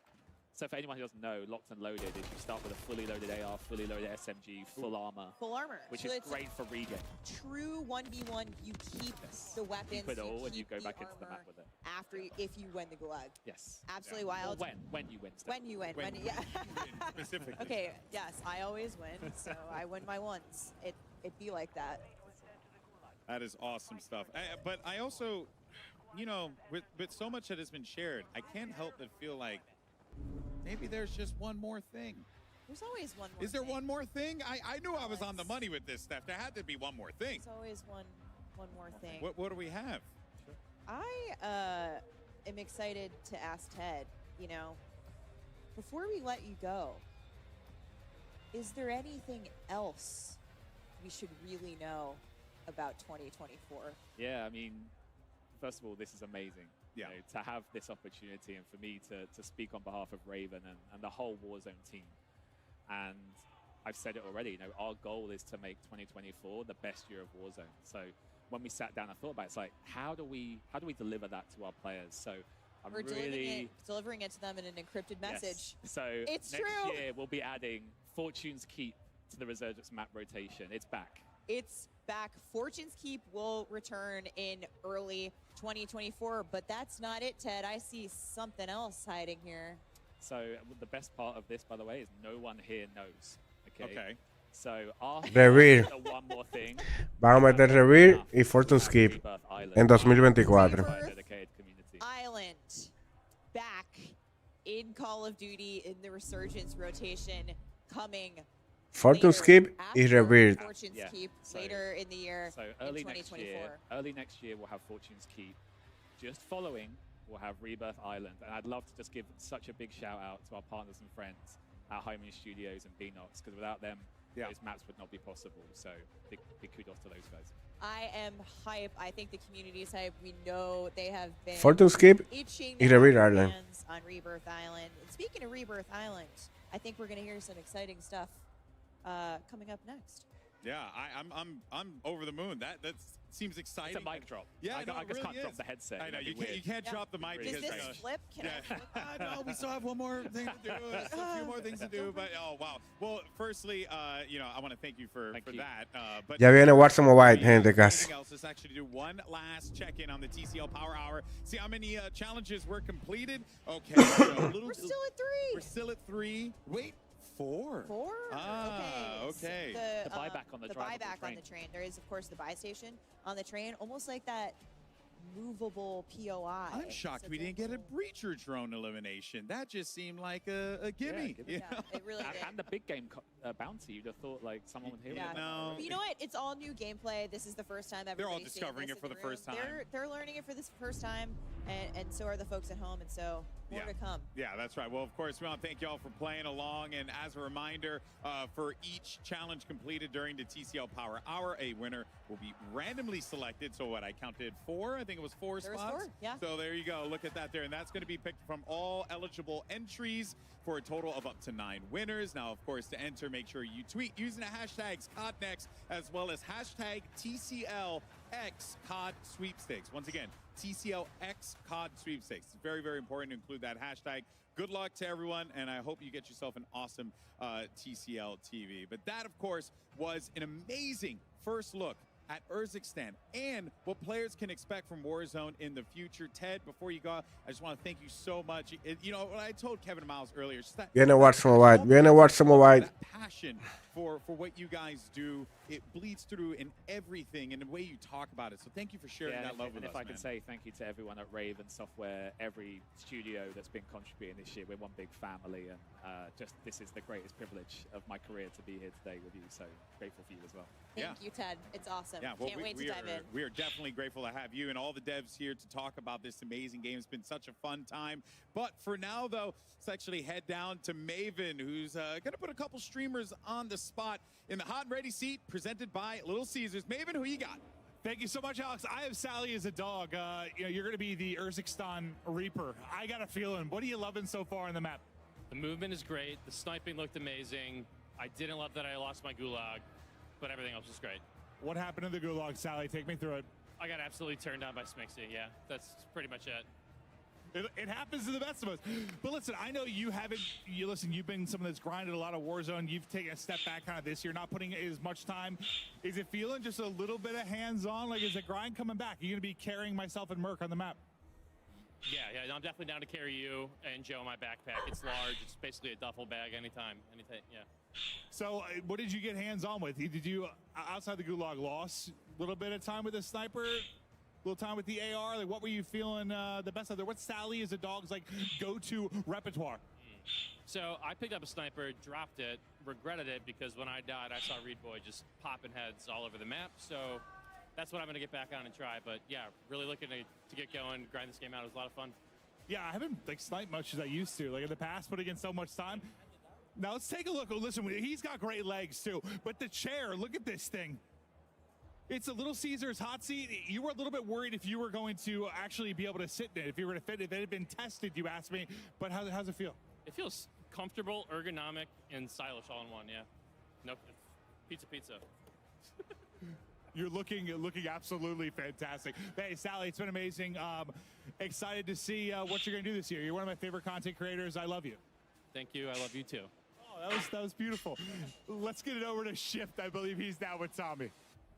Yeah, Maven, I'm not going to lie. You may want Sally to carry you, but there is no better person in the history of Warzone to carry a duo or a trio than this guy right here. Tommy, first day, hands on the game, initial thoughts and reactions. Let me have it. I'm loving it. The movement, the fluidity of it, the visibility of the game, everything's just so much better, and everything that everyone wanted, I feel. So, again, you were day one, Warzone OG. You played every map, including all the small things. We heard the teases on Fortune's Keep, Rebirth Island. If you were to tell the people at home, though, like, what does this map most feel like compared to other maps in the previous instances, where would you kind of go to? I feel like from the amount I've played, it's like a throwback to Verdansk, but with improvements. And the size of the map, there's not many dead areas, I'd say it looks like, from what I've played so far. Obviously, it's a little early to say too much on it, but I'd say it's a little bit of a throwback. Fair enough. Final points, what are like your biggest overall takeaways, especially from the competitive side? I know there's people wanting to say, let me get into ranked, let me get back up to those statuses again. Where are you feeling the biggest differences, either mechanically or maybe just aesthetically on the map right now? I mean, from the mechanics we've got so far, I feel like a lot of the competitive players, pro players, they're going to love it. I mean, they're going to find out their own little ways to move and how to improve the movement on the map. But just off the base, it's so much smoother, nicer. you get around the map much quicker, so it's real good. Fair enough. Tommy, thanks so much for stopping by. Enjoy the rest of the stream. And hey, with that, we're going to go back up to Miles and Lottie to give us their thoughts on, of course, what they saw with Warzone. But before we come back, we also have the Warzone mobile team. But of course, first, before we jump into all that, a quick word from our sponsors. Call of Duty Next, brought to you by HyperX, the official peripheral partner of Call of Duty. We're all gamers. TCL, play like a pro on the big screen with TCL Q-Class QLED TVs, up to 98 inches. Movement, the official timekeeper of Modern Warfare 3. Go to mvmt.com/COD to see the limited edition watch collab. Backbone, level up your play with Backbone and Call of Duty Warzone Mobile. And Lovesack. Lovesack Stealth Tech is a proud partner of Call of Duty Next, bringing unparalleled immersive surround sound to your at-home gaming experience. Welcome back to Call of Duty Next. We have just witnessed a full hour of all good, brand new Warzone action there on Urzikstan and much, much more. I don't know where to begin. We haven't got too much time to get through this one, guys. So, Lottie, you take it away from me. I'm going to put my microphone down. I certainly will. Do you know what? I'm just thrilled, to be honest. And I'm sure Ted was on the desk watching some of those interviews with anticipation, thinking, how are they going to feel about it? You know, I've told them all this stuff on the desk, but, you know, how are they feeling about playing it? And I've got to say the reception has been phenomenal so far. And I think none of us are surprised, to be honest. I think with the quality of life updates, things that have been said for so long with the community, and it's come through and it's pulled through for them, of course they're going to be happy. But for me, that is a huge, huge dub, and I love to see that for Warzone. I mean, Lottie, think about it. If we just had the new movement, people would have been happy. We got a brand spanking new map as well. So many new things, and I really appreciate Ted going up there and explaining all that in such good detail, because I learned so much about it. You know, got to play it for a little bit, and it felt absolutely phenomenal. There's so much we're going to learn as well once we get our hands on it. So Warzone seems to be in a fantastic spot, Allie. No, really. And I know Golden Boy used the word genuine a lot, and for the devs especially, to feel their passion. I was on Twitter a bit, and let me just say, or X, whatever we're calling it at this point. Whatever. But I could feel the excitement from the community seeing it, like genuine, true excitement. And as we heard it in the interviews as well, like to hear it from the creators and pros in Warzone themselves, like it truly looks at its base off of release, like in beta. It's going to be so much fun. I know, beta's real close as well. I mean, this is the candy shop, and today we are all the kids. Very, very cool stuff. Can't wait. Really can't wait to get into Urzikstan properly. But we've got plenty of stuff to still get through today. So we've got all sorts of cool goodies to give away. We've got lots of news. And for those of you wondering about how you can play MW3, I want to remind everyone again that early access to the multiplayer beta kicks off tomorrow. That is for PlayStation players. Next week for Xbox and PC players. You've seen a ton of great multiplayer content today. Play that and more over the next week. We've got tons of maps, all sorts of goodies. Está viendo la vaina todavía, vieja. Ya se acabó. Ahora van a hablar de Warzone Mobile ahora. Pero está bueno el Warzone. Está bueno el Warzone. Está bueno el Warzone. Van a meter la isla Revere. Van a meter Fortune Skip otra vez. En el Warzone normal. En el Warzone sí. Van a meter la isla, Fortune Skip. Van a seguir a Chica. Y va a seguir el Bondel. Van a estar los cuatro mapas chiquitos y el mapa grande. Sí, y van a meter bailecito también, que eso hacía falta. O sea, básicamente cuando tú ganas una pelea o ganaste la partida, tú puedes ponerte a hacer baile y cosas en el juego. Sí, exactamente. Toda esa vaina lo van a meter.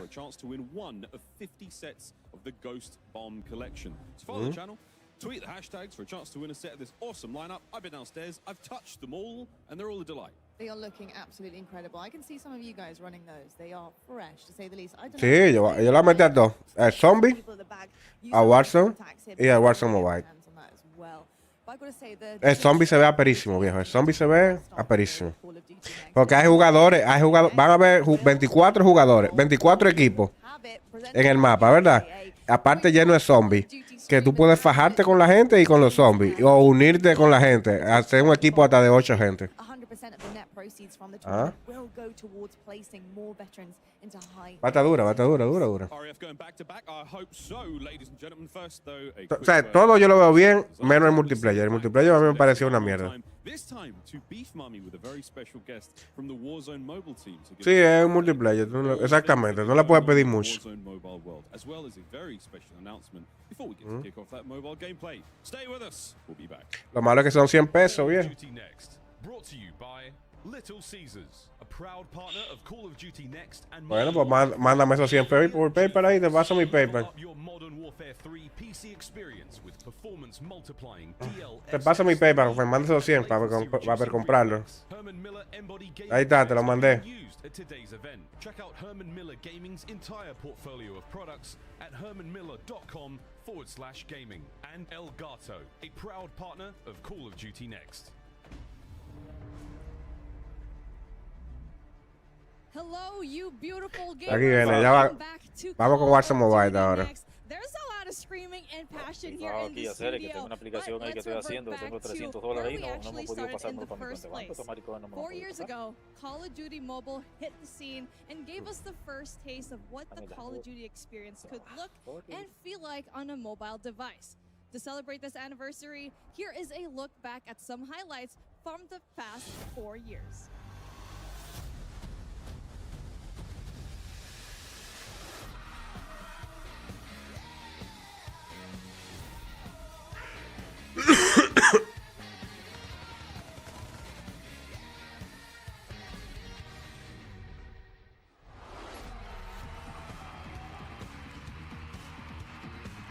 That looks sick.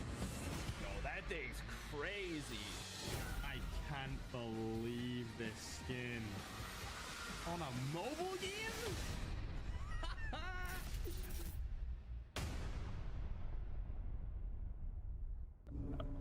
Man, actual goosebumps right now. But before we start, I just want to introduce the very talented people in my desk right now. We got I Hold Shift right here alongside SVP and co-studio head of mobile, Chris Plummer. Welcome, Chris. How's it going? I've been talking to you for about a year now. The game looks honestly super amazing. You know, it's hard to believe that it's been 4 years since we launched Call of Duty Mobile. It's been an amazing journey.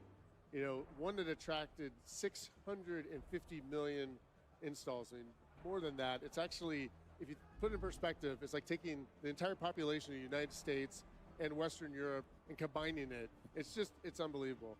And we have really our fans around the world to thank for that and for welcoming Call of Duty into their mobile lives. We really appreciate that. As we look into year 4, we're really excited about all the new content coming. We have exciting new seasons. We have all new original content. And really it's going to be exciting to see how players engage with that and really cement Call of Duty Mobile. It's always been an important part of the franchise and really cementing it into the future.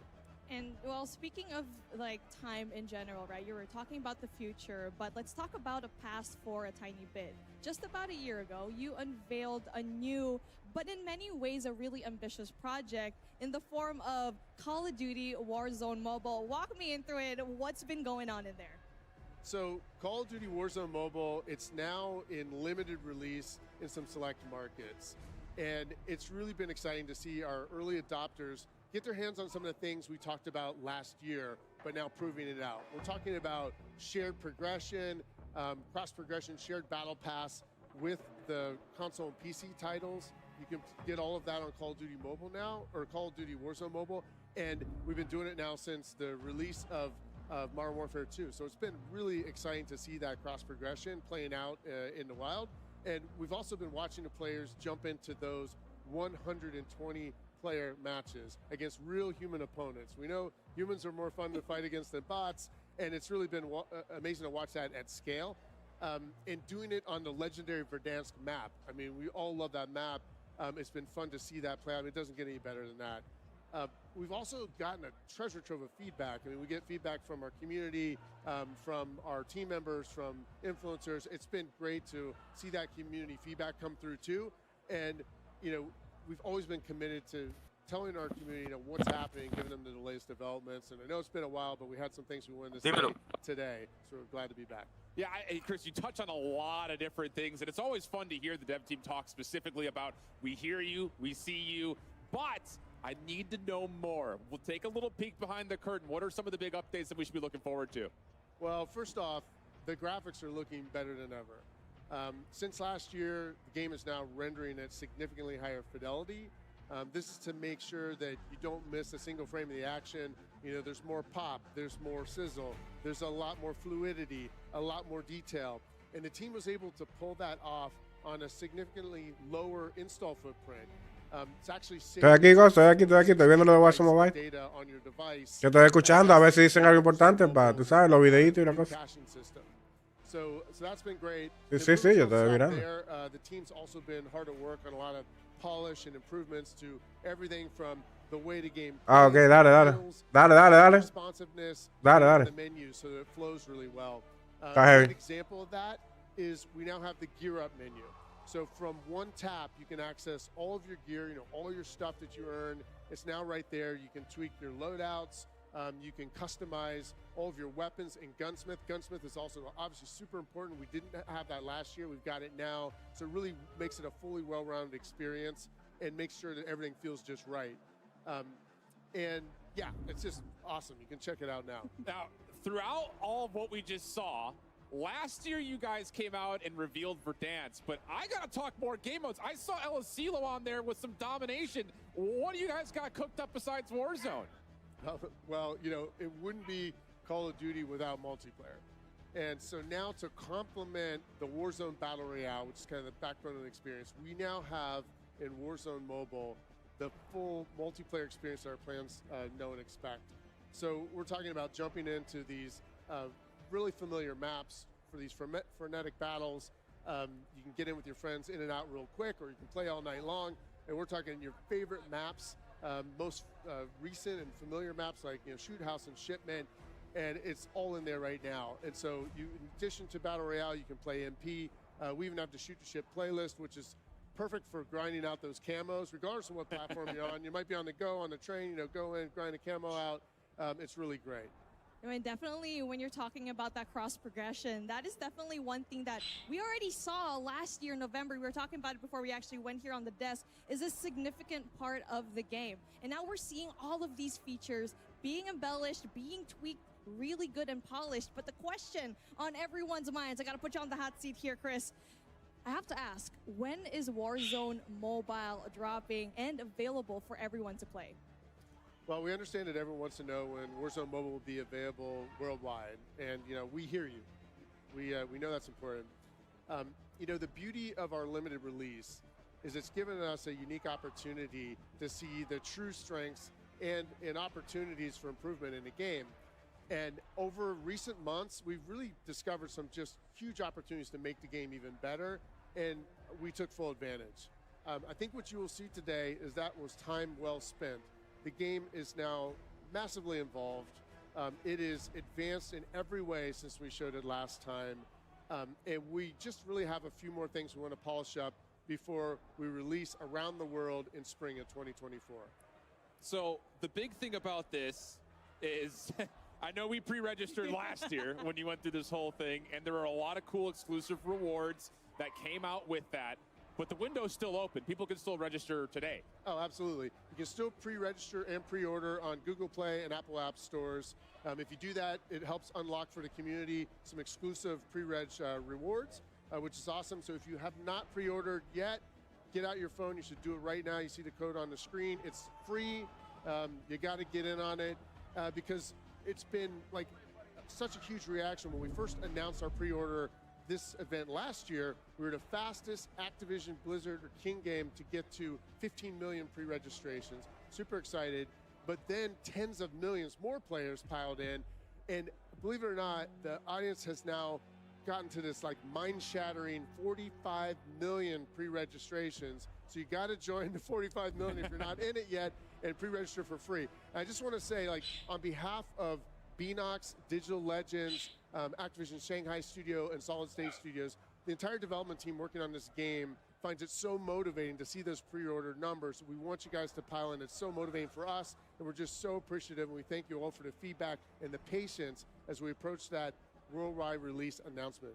Well, Chris, we have to give you a massive thank you for coming on and kind of just giving us the front-loaded side of everything. But I know that's not it. The theme of the day has been there's always one more thing, or at least one more thing. Anything else kind of close and dear to your heart that you want to share with us today?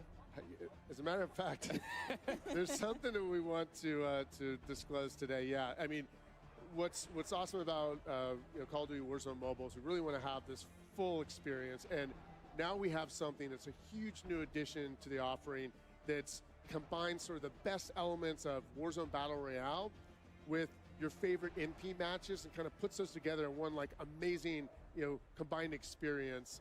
It's something that's actually really familiar to fans of the franchise. You might even heard a tease about this from the Warzone section earlier today, but we are really excited to bring it to Call of Duty Warzone Mobile now. And so what we'll do is we'll give you a sneak peek of that, and then we'll get in for some hands-on frenetic gameplay action. So we'll take it away.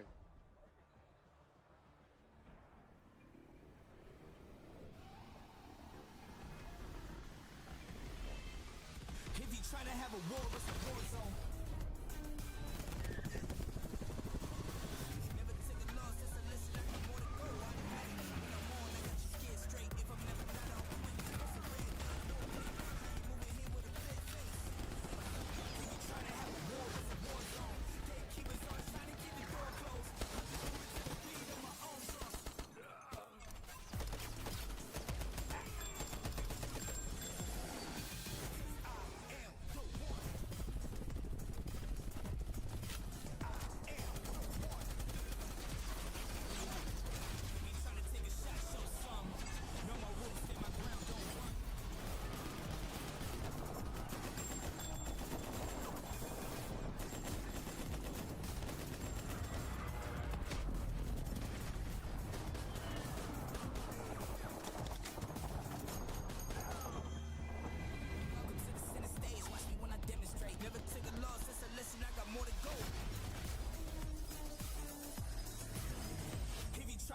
War, it's a war zone.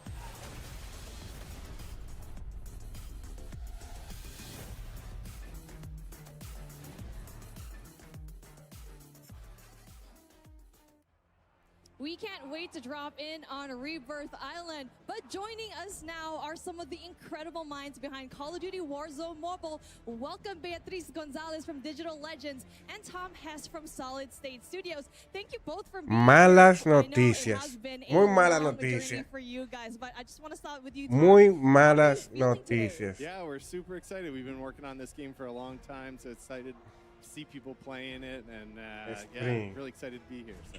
How about you, Malas noticias, I gente. think this is a great opportunity for us to connect with the players and soak up with this amazing atmosphere that we have here today. So pretty good. I gotta dig into the meat and potatoes here, friends. All right. Because you hear Call Qué of Duty noticias más Warzone malas. Mobile, but some of the gameplay that we just saw included multiplayer. But Tom, I know that's not it. You guys are working on the BR side, the multiplayer side, and so much more. What do you guys have cooking up? Yeah, so first and foremost, we have Battle Royale, which is kind of the main staple. It is everything that players are accustomed to in Warzone Battle Royale. And what that means is we've got loadouts, we've got contracts, we've got kill streaks, we've got the buy station, and we even have the original gulag. So I think players are going to love it. Yeah. That's so cool. I know that that's always been one of the things nostalgic-wise. People see the word Verdansk and they assume that it's going to come with all the bells and whistles, and this time it sounds like it has. Yeah, we've got it all, so it's exciting. Yeah. Sweet stuff. Looking at the screen, though, you can see how good the graphics are. Everything seems to be very much optimized. I remember Ya, señores, yo voy a quitar esto. Qué malas noticias, gente. Warzone Mobile se retrasa para 2024.